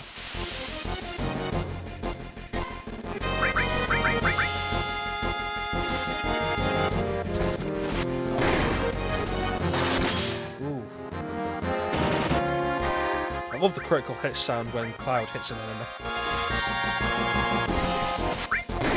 Cross slash.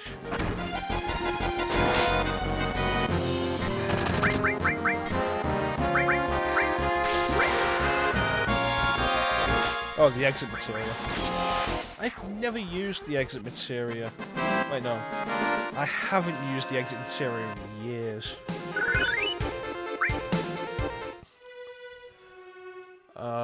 Though I do know it is effective with, but you know what? I know the exit materia does work with, the super bosses. You can use the exit materia to escape Ruby Weapon. Not sure about Emerald Weapon, but I know you can use it on Ruby.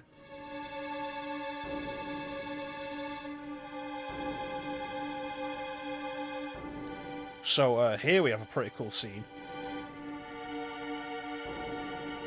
Like, this thing is just... yeah, horrifying.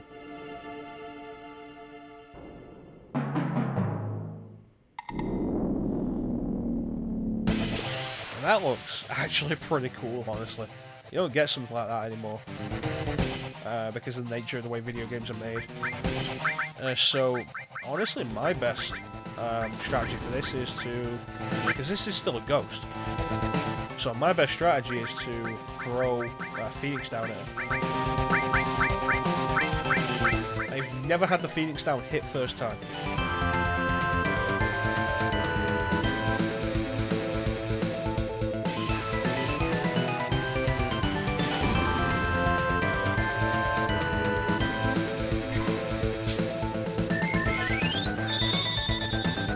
Oh no, it hit first time.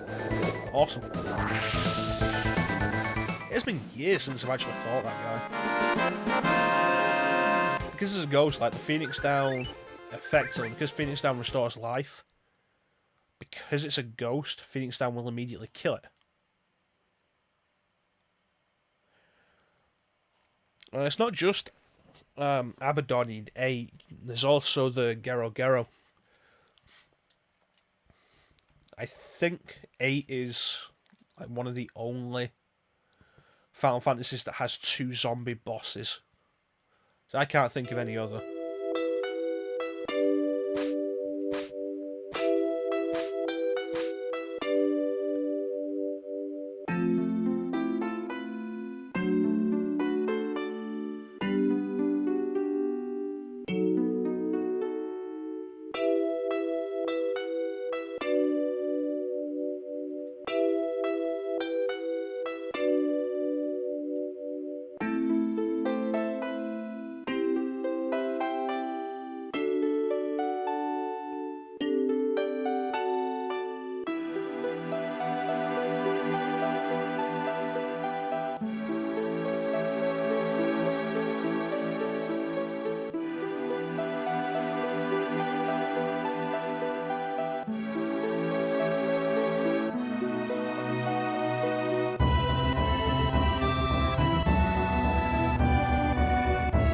This is a really good scene.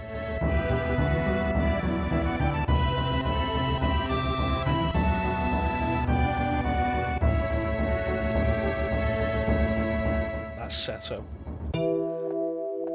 He summoned Obelisk the Tormentor even at the cost of his own life.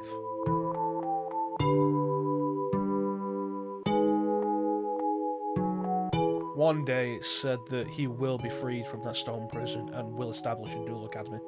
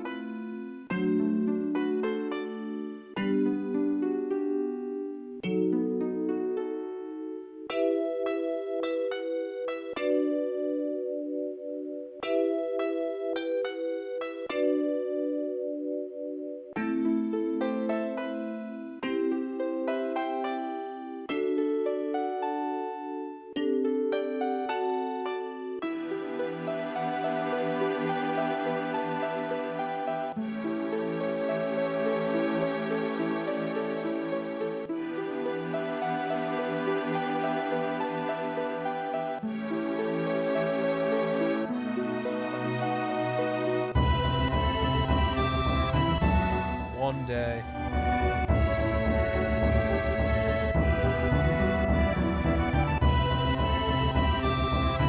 One day we'll save the planet.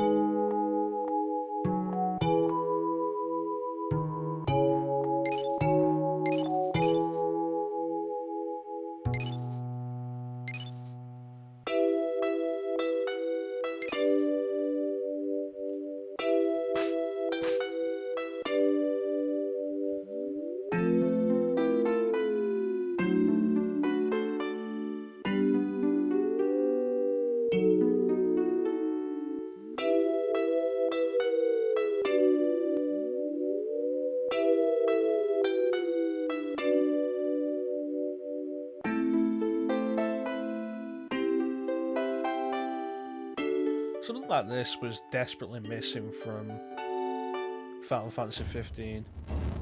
A moment where you learn about a character's past and their motivation as they learned. I mean, I could be wrong. I don't think 15 ever really did anything like that. But I could be wrong because they might have done it in one of the DLCs. But no, that was a really great character moment for Buttercup.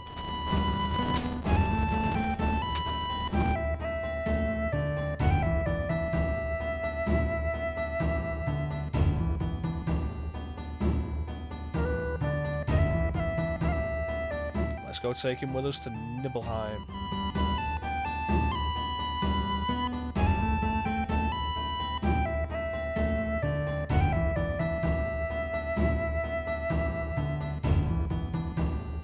Right, the bug has been fixed. We're going to swap out Laura with Buttercup. She still has materia. Good. Alright, let's go to Nibelheim.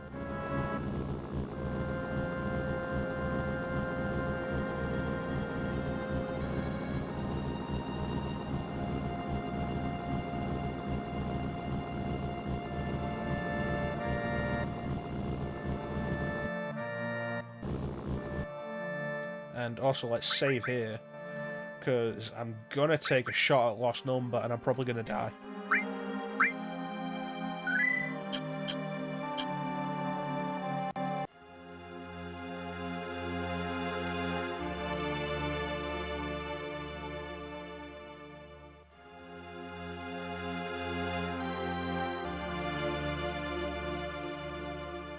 So yeah, Nibelheim was supposed to have burnt down. It didn't. Oh, it did. It's just here for some reason. Yeah, I've got the combination. Thanks, Ben.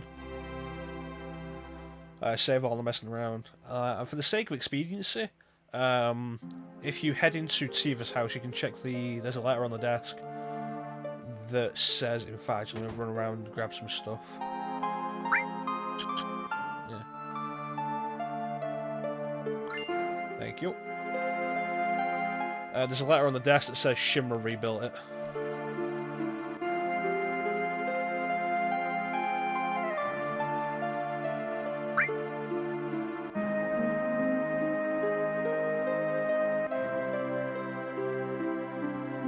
And also, we have a bunch of people like this in black cloaks who talk weird and mention Sephiroth and the reunion.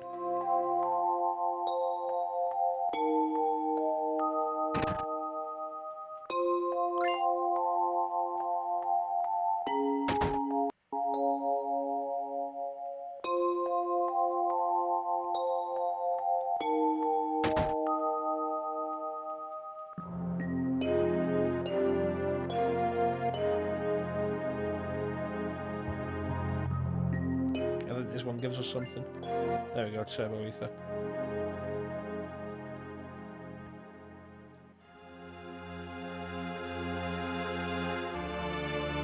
You see, there's the issue. I've not played Before Crisis because, you know, they just didn't release it outside Japan. Right, so here we have this.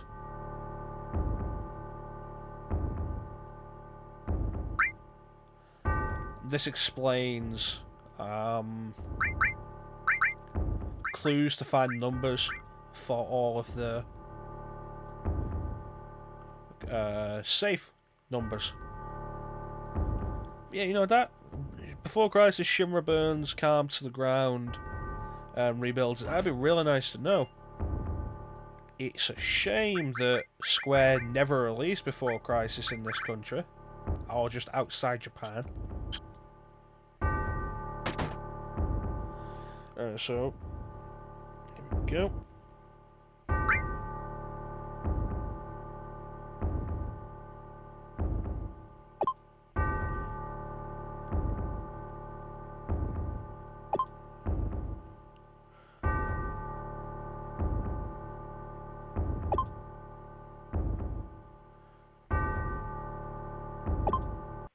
And we got it.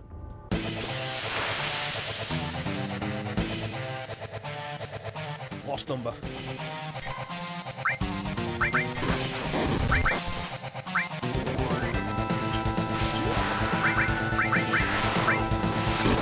And what I want to do is throw haste down.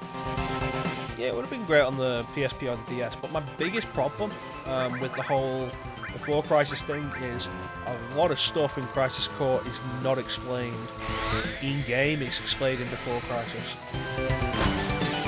Like, what happens to System?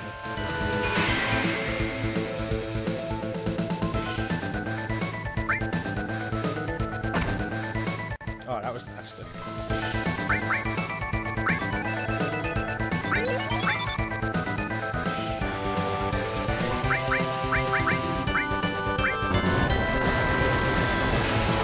So hopefully I can get through this without dying, but without grinding here, like Final Fantasy VII is a game you never really need to grind for, but without grinding by the time you get here, Lost Umbra is a dangerous boss.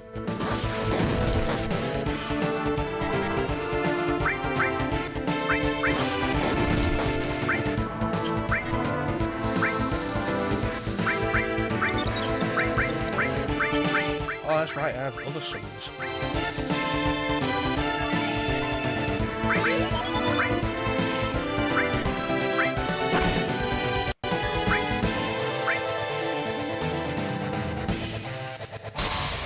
So this, at the minute, this is like the first boss fight I'm actually worried about losing to. Also, first appearance of Ramu in this game.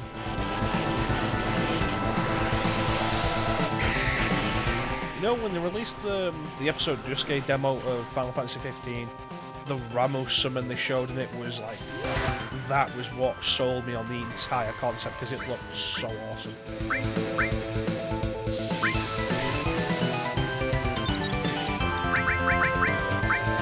And put haste on Roy, and actually use my limit break, because otherwise what the hell am I being attacked for?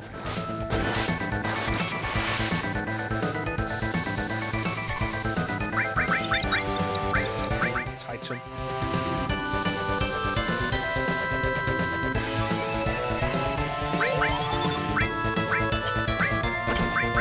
Be a good idea to sense Lost Number as well, actually.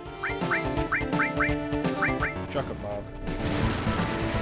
And our first appearance of Titan again.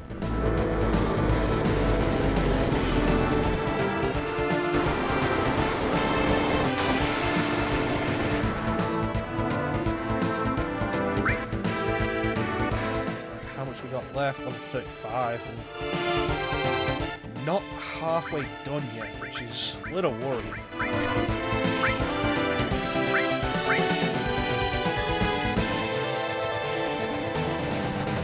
Come on, do major damage.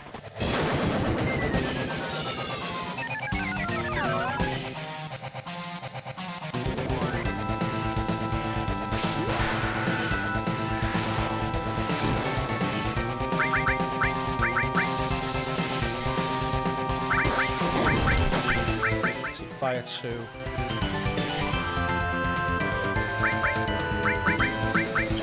And just regular attack. Explains why Red has 2 children in the 7th. System reappears during the post-credits scene of Before Crisis, which is set during the meteor fall and the evacuation of Midgar. So that's something that would be really nice to see. Oh, it stopped. Lost Number. I need to capitalise on this. But yeah, that's something that would have been really nice to see, Square.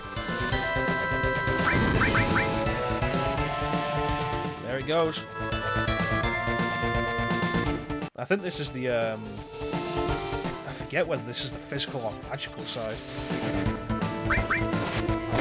This is the magic side, so this is going to be nasty, but it also means that I want to do all physical damage now. Yikes.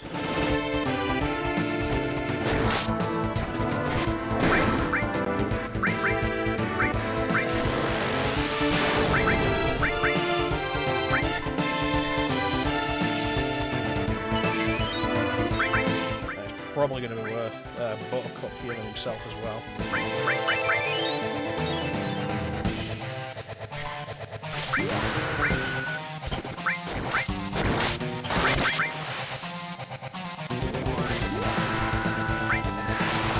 Oh, we did it.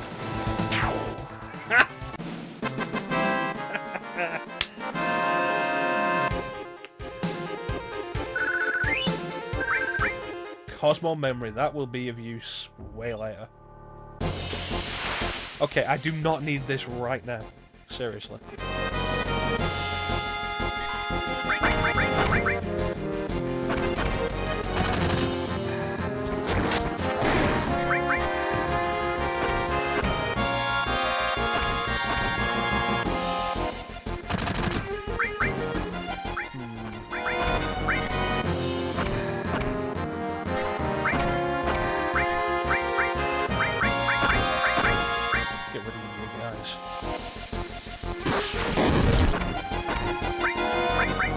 Right, depending on which way the scales are tipped. Got it.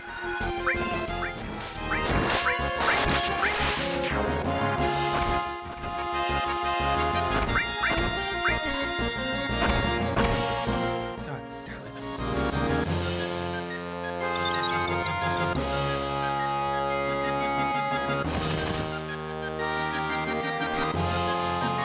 Alright, so magic for everyone, it seems.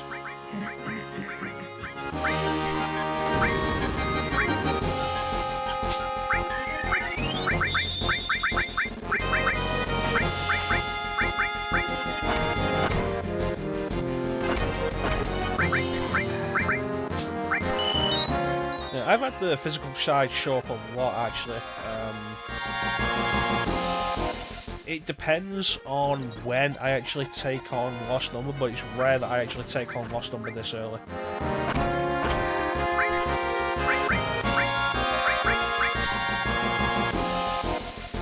And like I say, I'm actually surprised I managed to finish it there.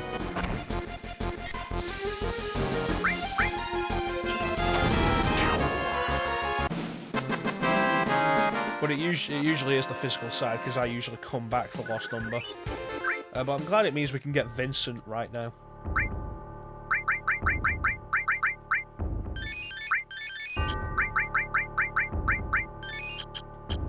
And we don't have to come back for him.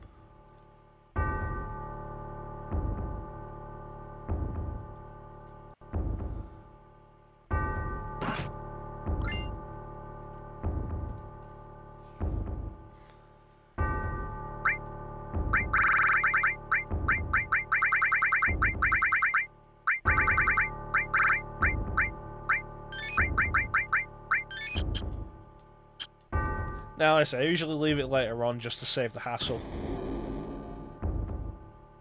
I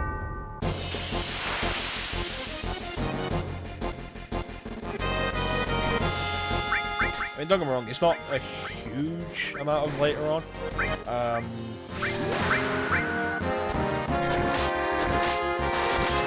You're looking before the end of Disc 1. Usually after the Wutai side quest. Because by that point, I'm actually a good amount stronger, taking on raps and stuff. God damn it. Taking on raps, taking on Materia Hunter, taking on Palmer.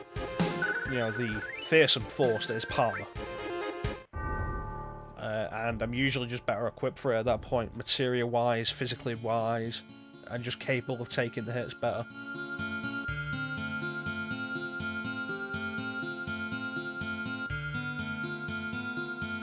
I didn't get the key. I didn't get the bloody key.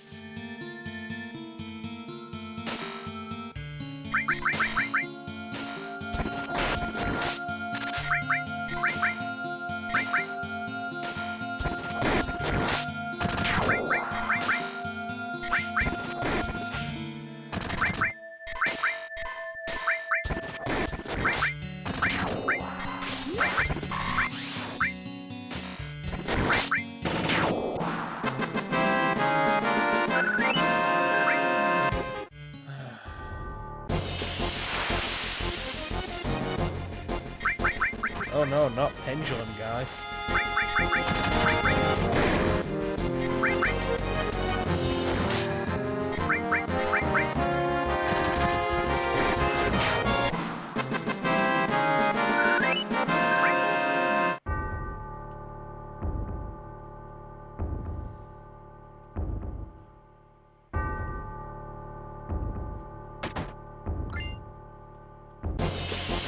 Can't believe I forgot the key.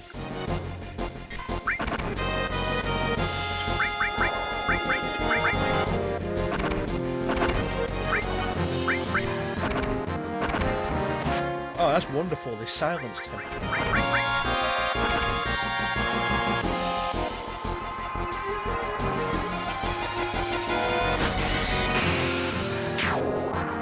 Ugh.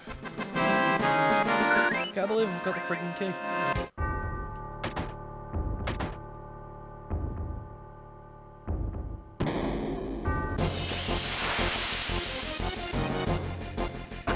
A lot of encounters here.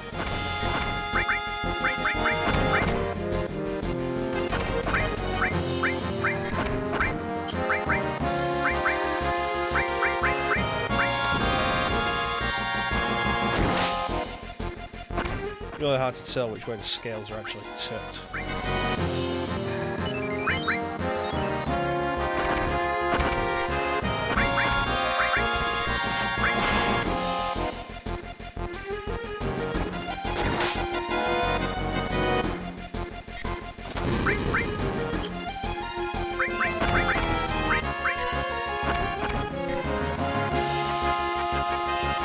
And of course, with split battles like this, you can only hit everyone on one side.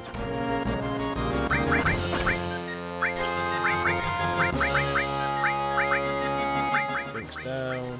No, not there, you moron.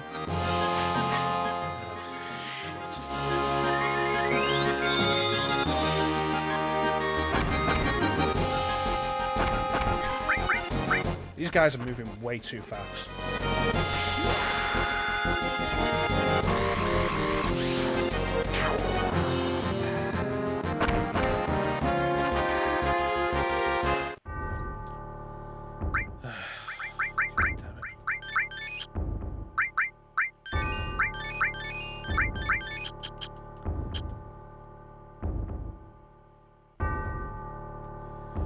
You know what, maybe I'm just too used to games that will automatically highlight the character that needs to be revived.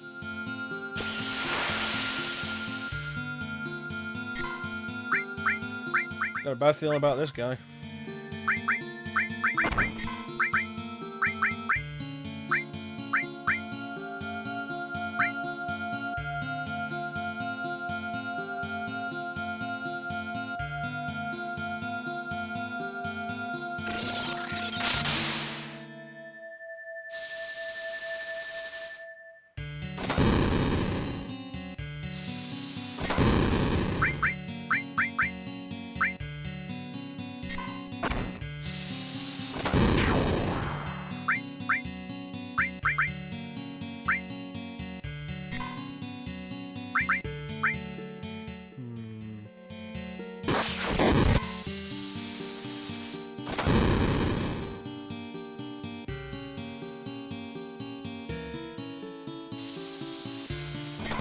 Appreciate it if it wouldn't hold up the entire fight.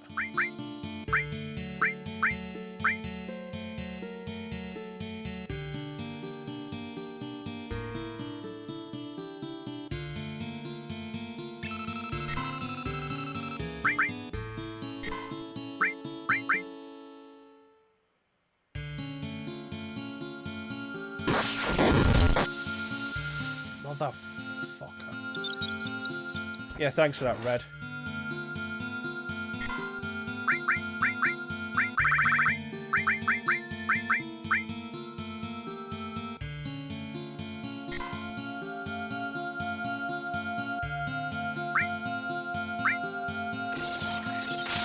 This guy's getting a lot of turns.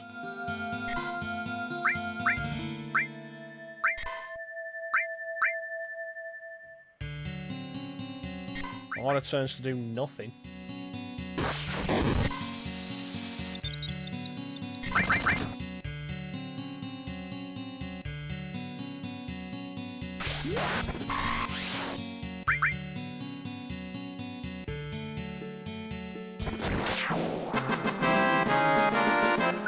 What a stupid enemy.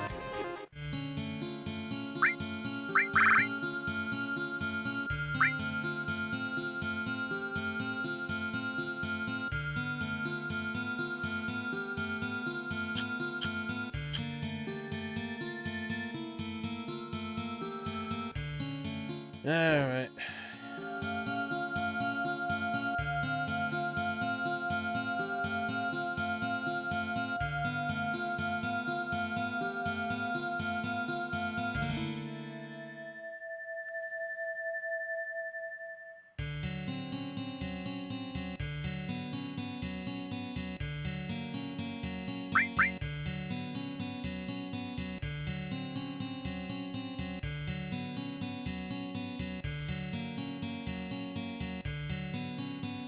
Sephiroth.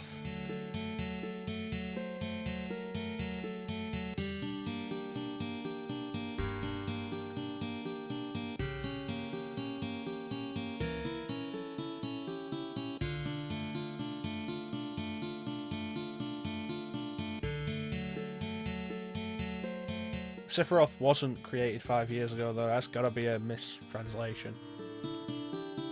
Sephiroth learned how he was created 5 years ago. Hmm.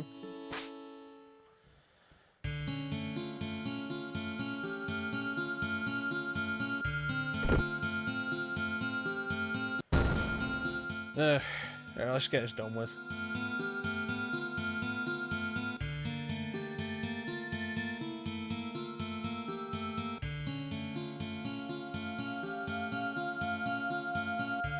Yo, prissy hair.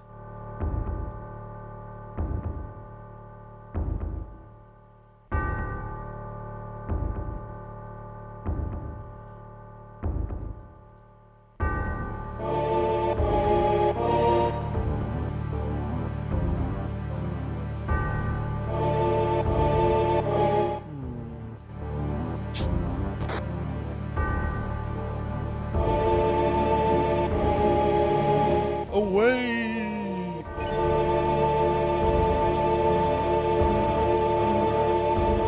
So the Destructory sounds like it'd be really cool. But it's actually D-spell more than anything.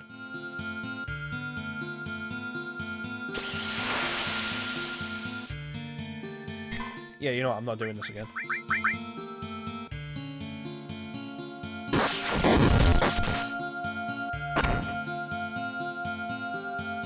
Dick.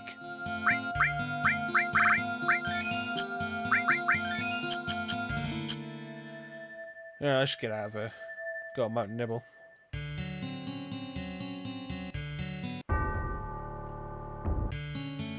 I mean, Vincent, you're supposed to come and stop me. What am I forgetting?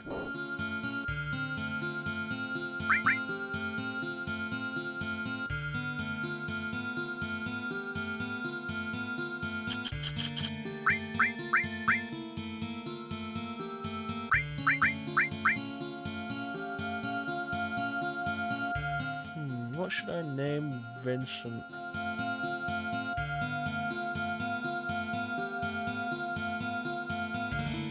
No, I think Dante is kind of on the nose, honestly.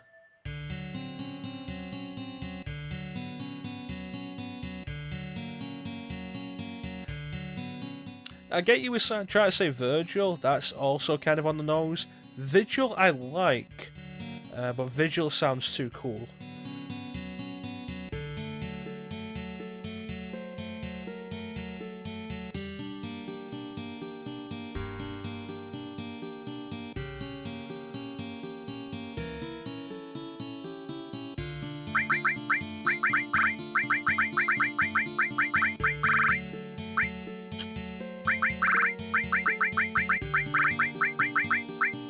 There we go.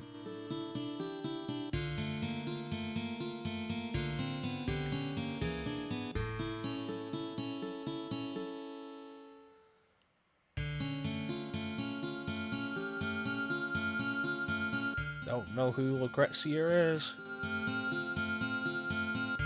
Lucretia?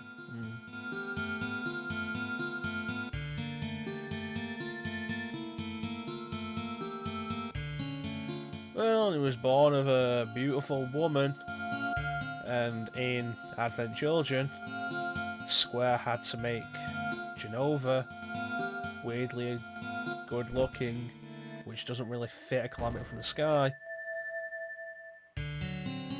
You could have just made it a monster. Dramatic front flip. When did we decide we're after Hojo? Could have named him Dirge.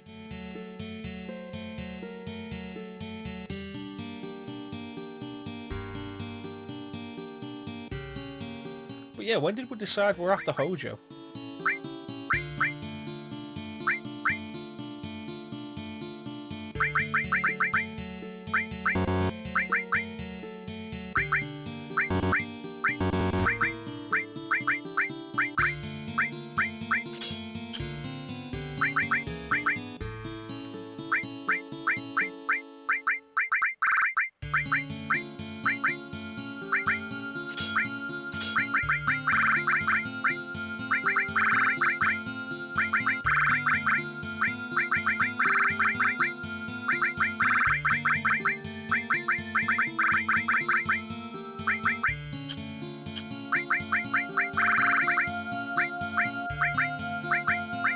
You know what? Gravity is not necessarily a bad idea, but actually leveling up heal to get Esuna is never a bad idea.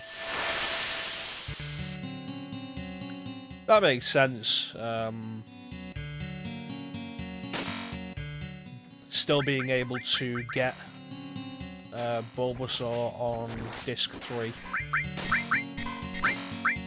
I suppose you wouldn't want to remove the possibility of getting him after Disc 3. Or after the end of Disc 2 at least.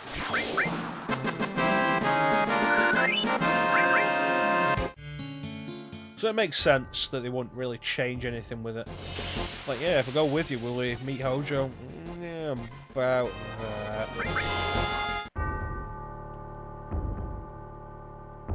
And then it doesn't go with you.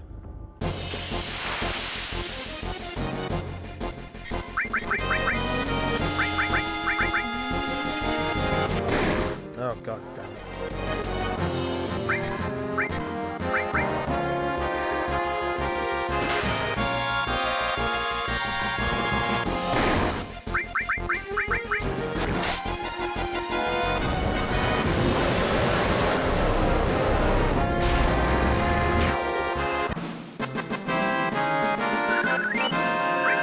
Quick, let's get out of here.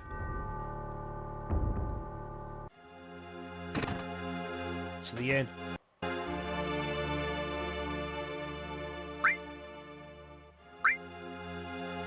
Well, hopefully paying for a room for 100 gil this time isn't going to lead to me sleeping on a couch. Seriously, the fact they charge for that. 100 gil for that. Alright, it's about Nibble.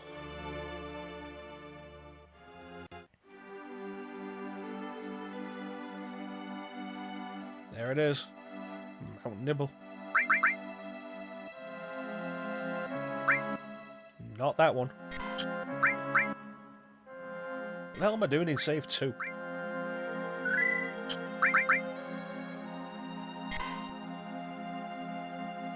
What the hell was I doing in save 2?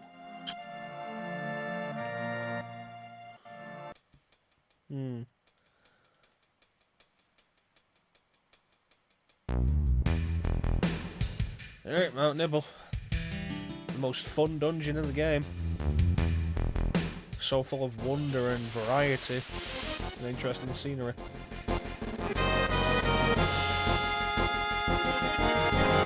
You know what always bothered me about Mount Nibble?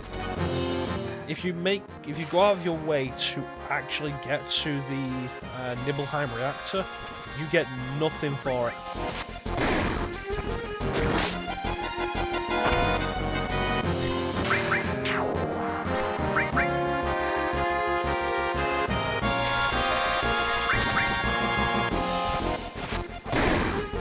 Ah, the Rune Blade.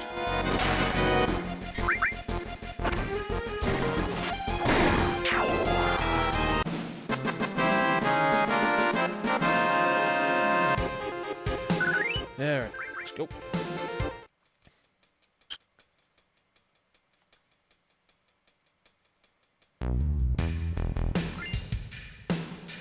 Got the Rune Blade.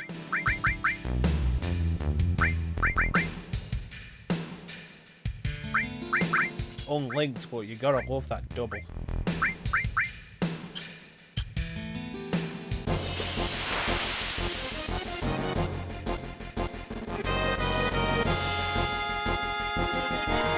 Oh, looks like Bulbasaur's ready to evolve into, what is it, Galleon Beast?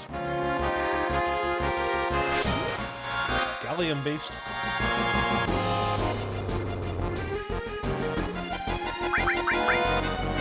So, Bulbasaur is unique in the limit breaks in that he only has one limit break per level. And you do not get to control Vincent in his limit break form. Every limit break he has is a transformation, and every one of them is a transformation. Every limit break he has is a transformation. Every one of them, none of them have a time limit. He'll stay that way until he dies or the battle ends. And you can't control him for the duration. It can be very helpful, it can also be kind of an issue because you end up with a party member that can do a good amount of damage. You can't control who he targets and he's not going to heal you.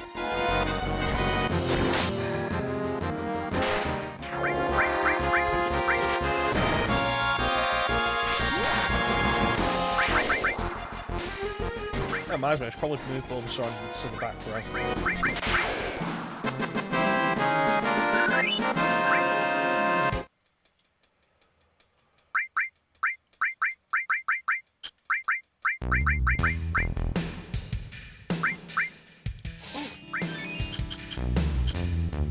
Off we go. And so there's the bridge from the Nibelheim flashback. That would have been last session actually, jeez. Gone a long way. It doesn't collapse this time.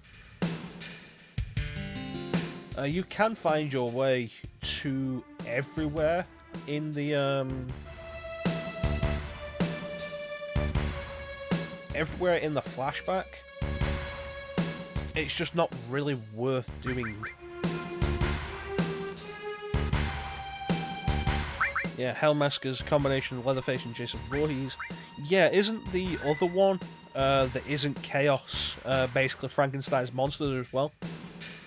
There's Materia Hunter.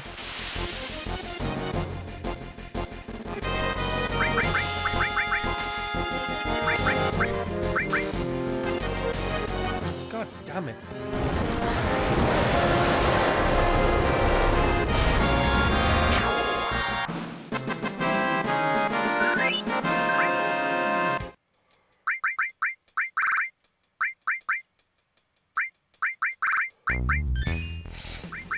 Right, I'm burning through Phoenix Downs with you people.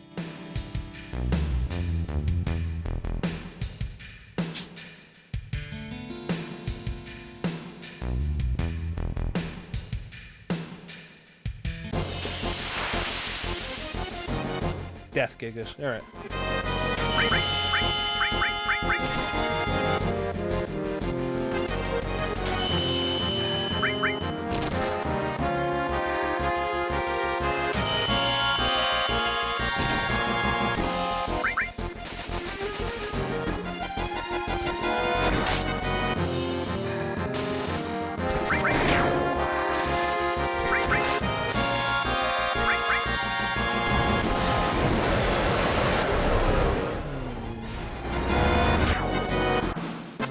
Speaking of the idea of the remaster of 8, the PC version... God, have I gone down a complete wrong path and now I can't get back up? Because I'm sure that's not the case. Oh well, you speak of Dragon's Bane.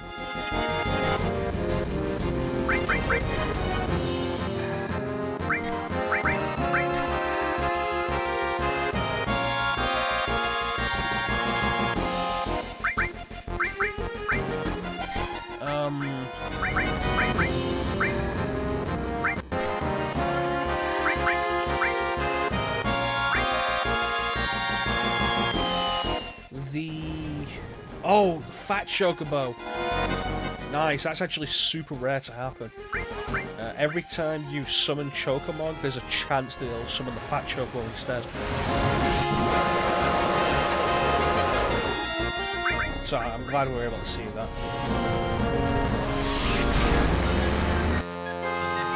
Should have realised.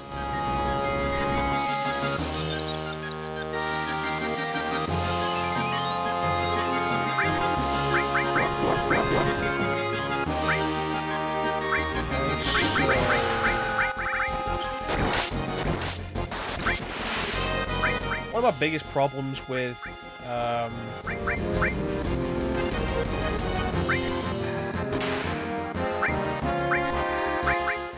biggest problems with Final Fantasy VII's scan, sense, or Libra is probably the better word, is that it doesn't give you anywhere near enough information.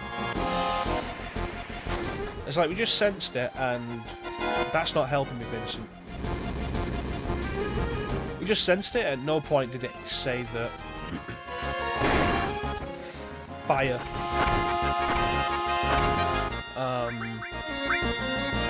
heals it, at no point. That would have been helpful.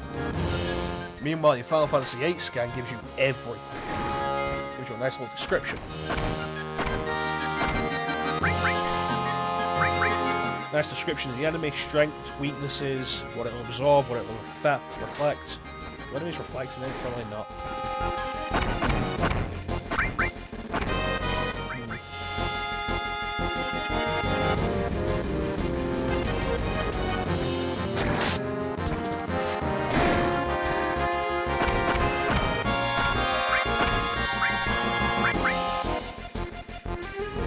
But certainly, like, 7 has like one of the weakest forms of Libra in the series.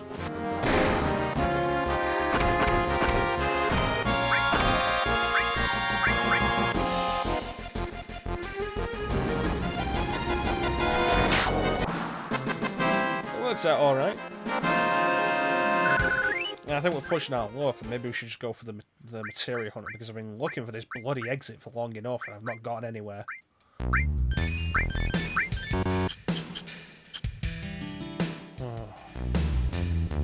There's a way back up somewhere, I know there is.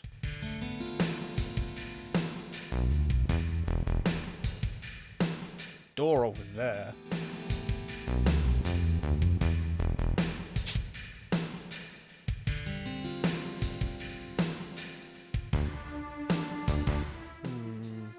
Ah, here we go.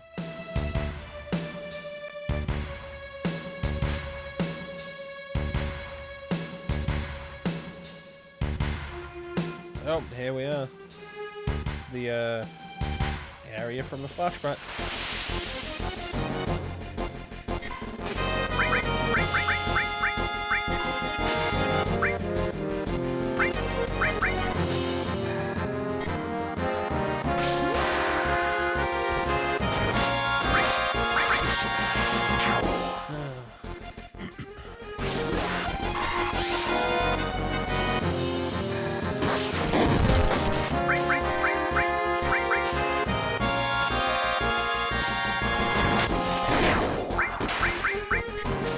These guys are doing a good amount of damage. That's a second limit break Frankie's had this fight.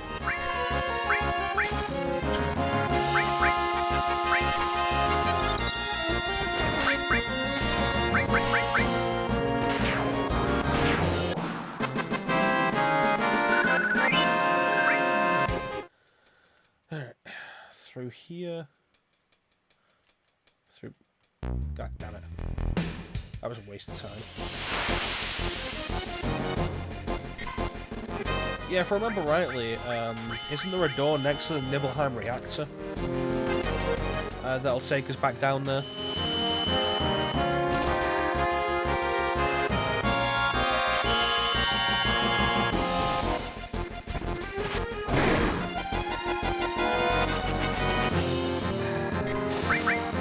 Come on, boys, I've got places to be.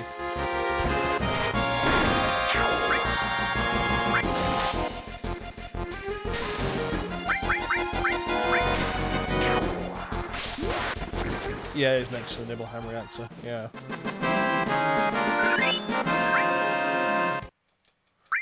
Well, we're getting a decent amount of experience doing this at least.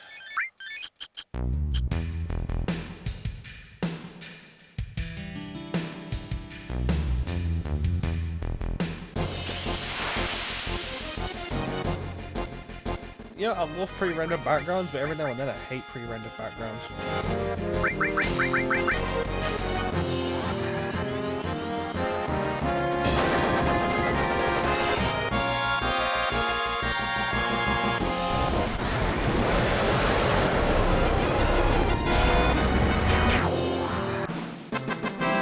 I love it when I see over 4-digit damage at this stage in the game. It's always nice. Elixir. Shit.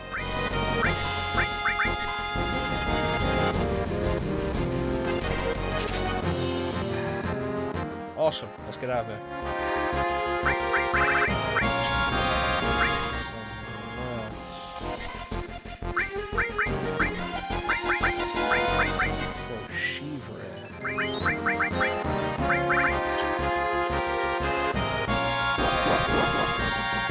That was nasty.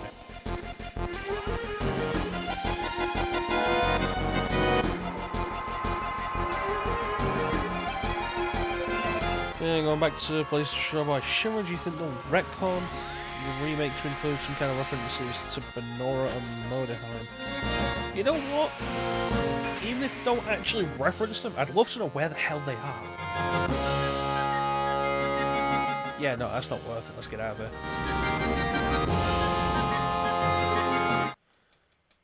Because like, that's the problem with something like Crisis Core. Final Fantasy VII has you explore the entire world. Elemental materia. Like Final Fantasy VII has you explore the entire world, and then along comes Crisis Core with areas that just don't exist in Final Fantasy VII. And it's not like Advent Children and I Want You All Dead. It's not like Advent Children and Dirge of Cerberus, which was set after, and like Advent Children took place almost entirely in a new city that was constructed after 7.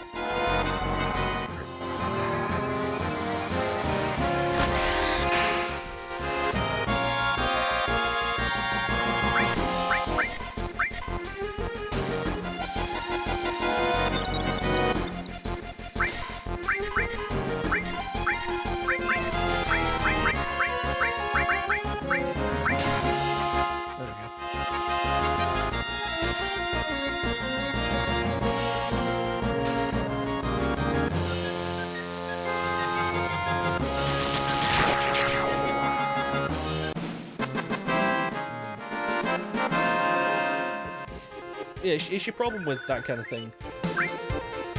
And it's like, you could argue, yeah, no, it's because they were destroyed. Gongaga was destroyed. North Corel was destroyed. You don't get to make that excuse when you have areas that were destroyed by Shinra previously anyway. These are just straight up areas that don't exist in 7. Awesome, isn't that for Bulbasaur? Nice. So that was a lot more worth it, I guess.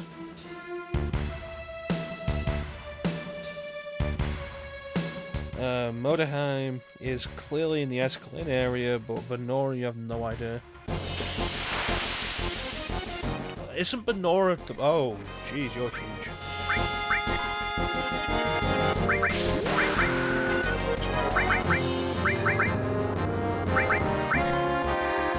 Isn't Benora the one with the apples? And they have a thing with apples there.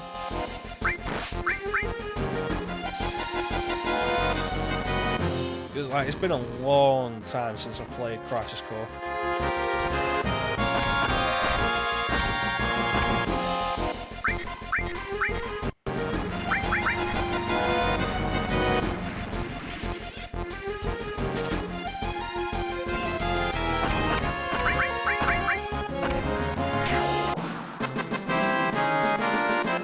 Domar pulls Orb and Aura White, yeah.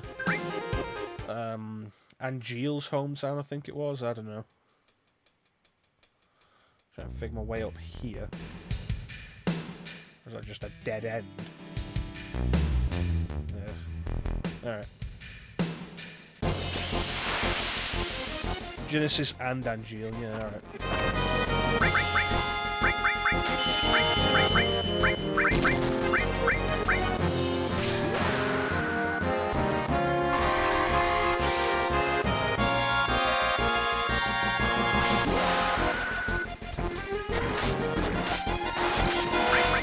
We'll get to Crisis Core at some point. Talk about a bunch of that. Chances are we'll get to it before the remake comes out. At this rate.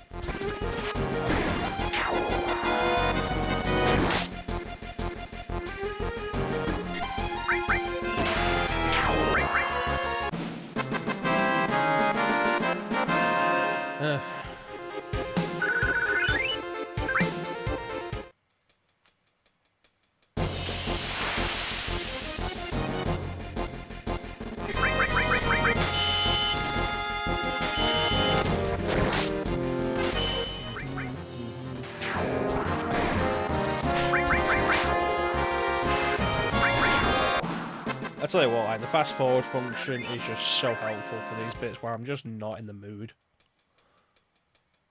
I'm not in the mood for the slow walk.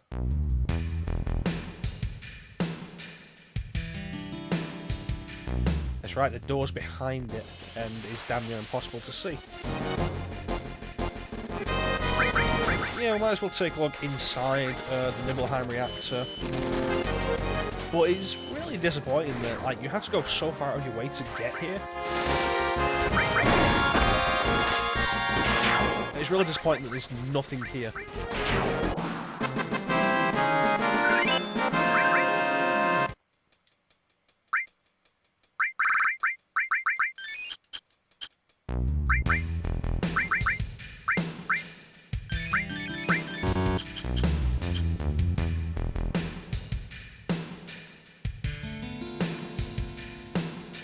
It's like, as important as this place is to both Cloud and Tifa's past, the fact there's not even a cutscene or anything here.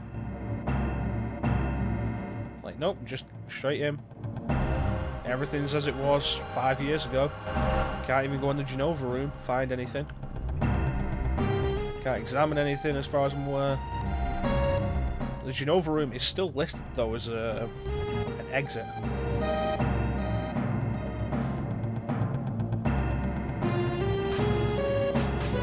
It's like, that's disappointing.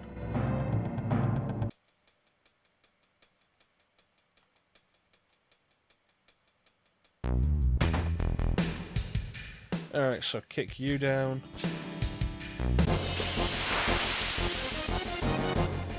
Hopefully. Oh, that's right, I stole a bunch of gold armor. I just didn't equip them. Awesome, let's get out of here.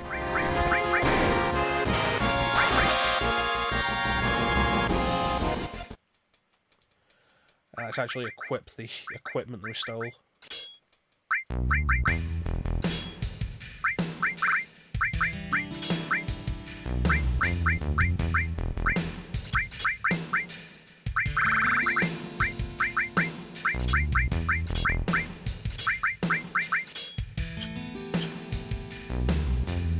Yeah, hopefully they'll address it in the remake, because it is.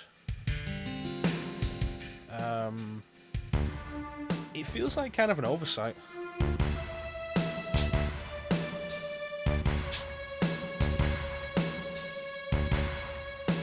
Like, with nothing actually happening, that was the same one I just went in. With nothing actually happening there, it begs the question of why we're even able to go back there.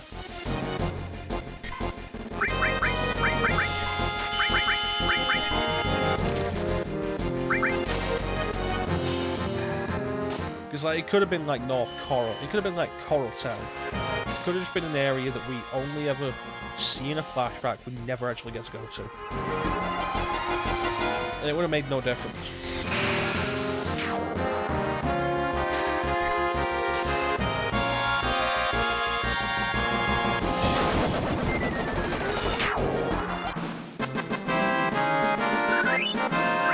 biggest issue with it, like I say, is that it has so much significance to both Cloud and Tifa, and nothing is done with it. There we go.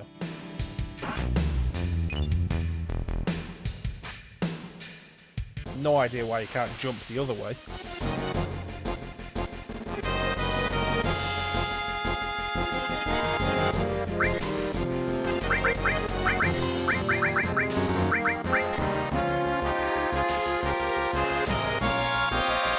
God damn it, Red.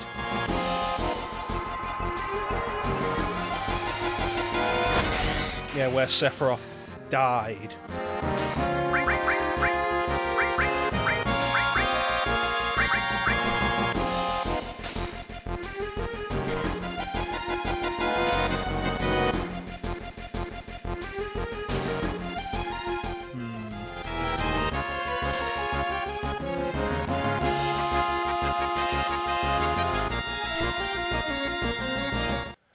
Not happy I had to do that.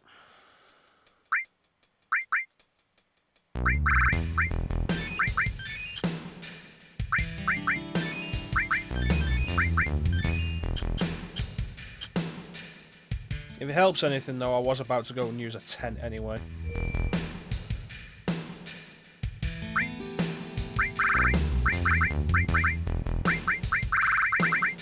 I know I picked up a tent anyway. Need the life material, you're right.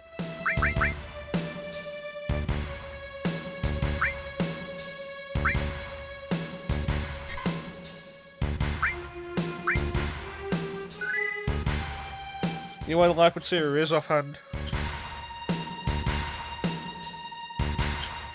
Let me just go and waste these 2 limit breaks.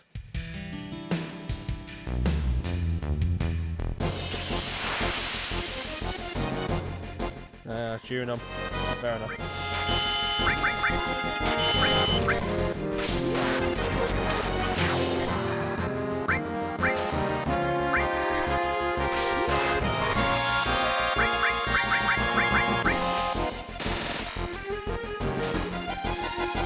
We can get the life material later.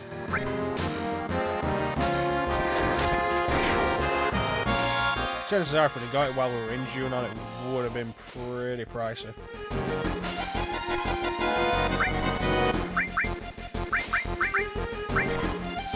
I hate how many turns every one of these buggers gets compared to me. It feels like they're constantly moving and my turn is always waiting.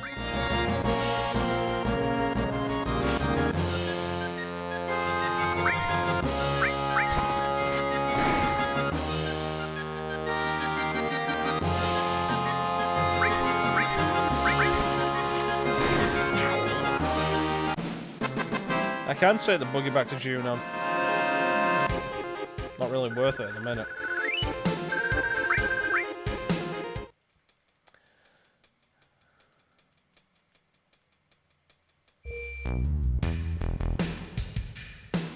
Alright. Throw down a couple of potions. Yeah, it's not really worth it in a minute.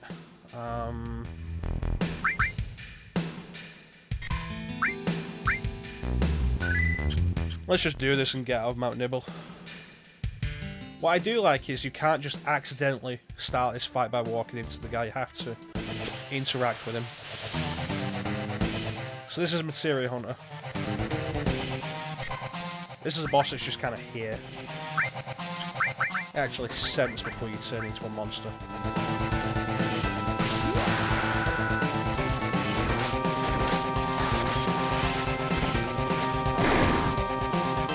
Nice, got the paralysis effect with cross slash.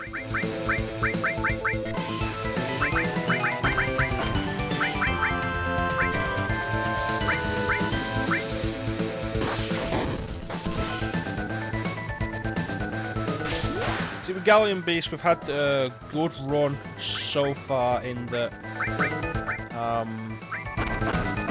once Bulbasaur is aware and enemy absorbs fire, he immediately just never uses fire. been using Berserk. It's like he used Beast Flare on the dragon. He absorbed it, and then from then on, he didn't use it again. He just used Berserk Dance.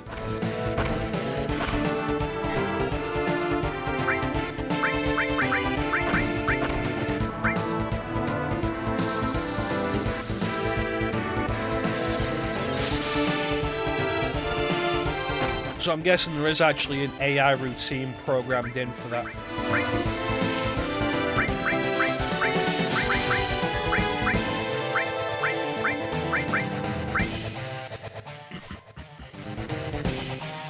Which is good, because otherwise... Oh no, there he goes. Never mind.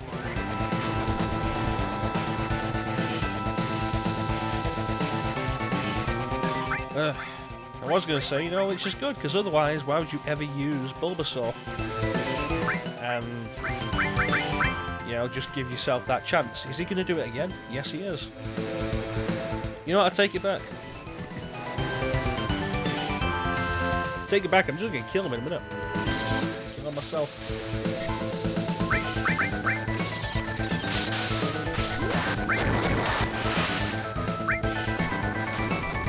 Use Beast Flare one more time. Use Beast Flare one more time. That's it. I'm gonna kill you.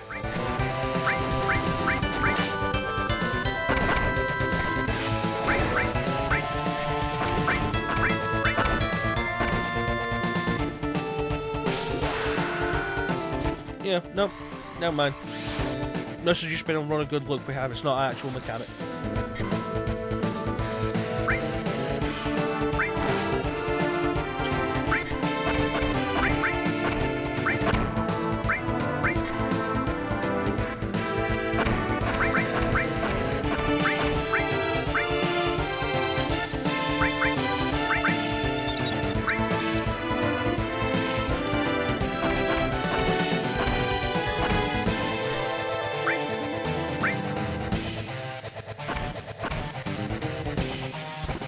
Yeah, I remember why I don't tend to use Vincent that much anymore. The uncontrollability of his limit breaks does become a problem.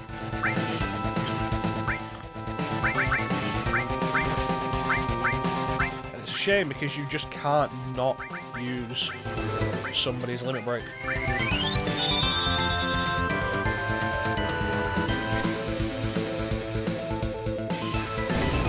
Oh, that's nasty. I should really cure up then. If I was using the enemy skill materia, trying is always really solid. Because it's going to hit somebody's weakness, probably if they have a weakness.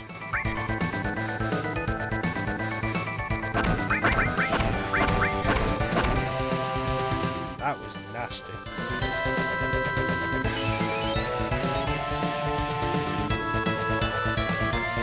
Judgment Bolt.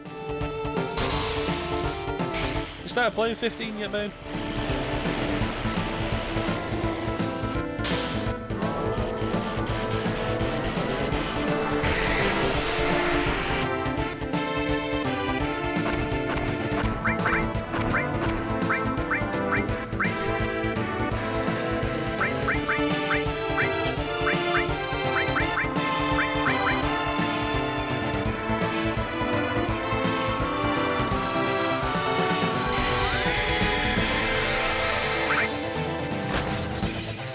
It's like I said, I think it was last session.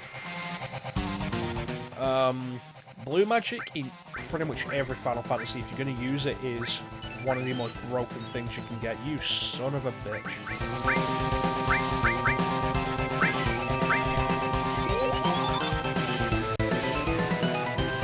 Here comes Trine.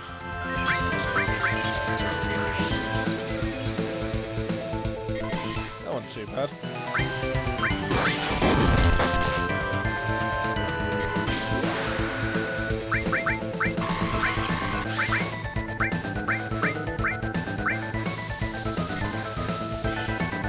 Nope, don't have bio-equip, never really do.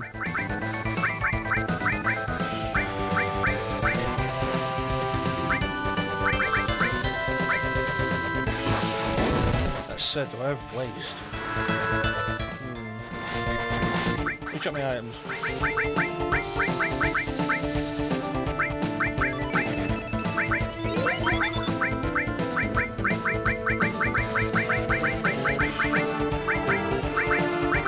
Oh, there we go.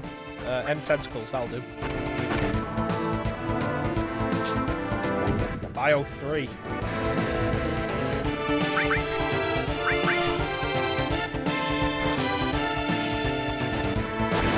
See, that's what I was thinking. Do we have any of the waste? We had M tentacles. We got it as a drop from a fight earlier. That'll do.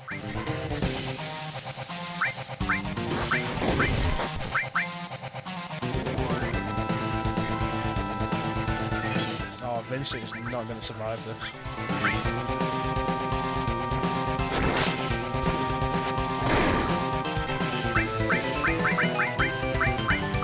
This has been like one of my worst playthroughs. Oh my god.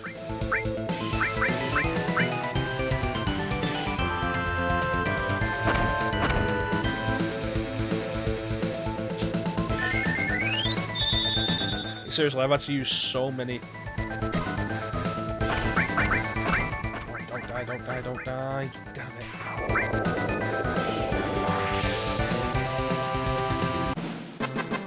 You know, I'm glad it's dead. I'm not happy that it went down when only Frankie was alive. I've gone through so many Phoenix Downs this playthrough.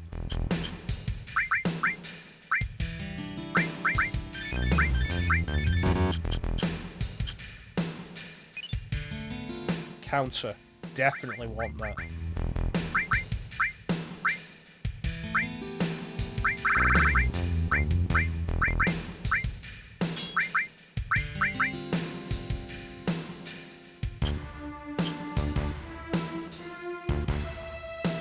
Alright, let's just get out of there.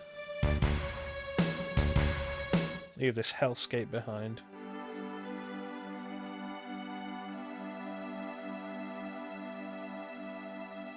To Rocket Town. And you know, we did make it to Rocket Town today, so yeah, that's something. I was right. That's always nice. I mean, there are times when it isn't, but you know.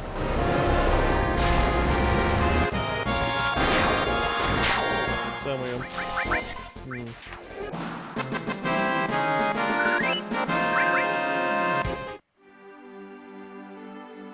There it is, Rocket Town. So I think we're going to call it here for the Final Fantasy stream for tonight. Honestly, like, this has been like the worst playthrough I've had of this game in years. I mean, jeez, I'm doing so bad. I promise you I could do this game.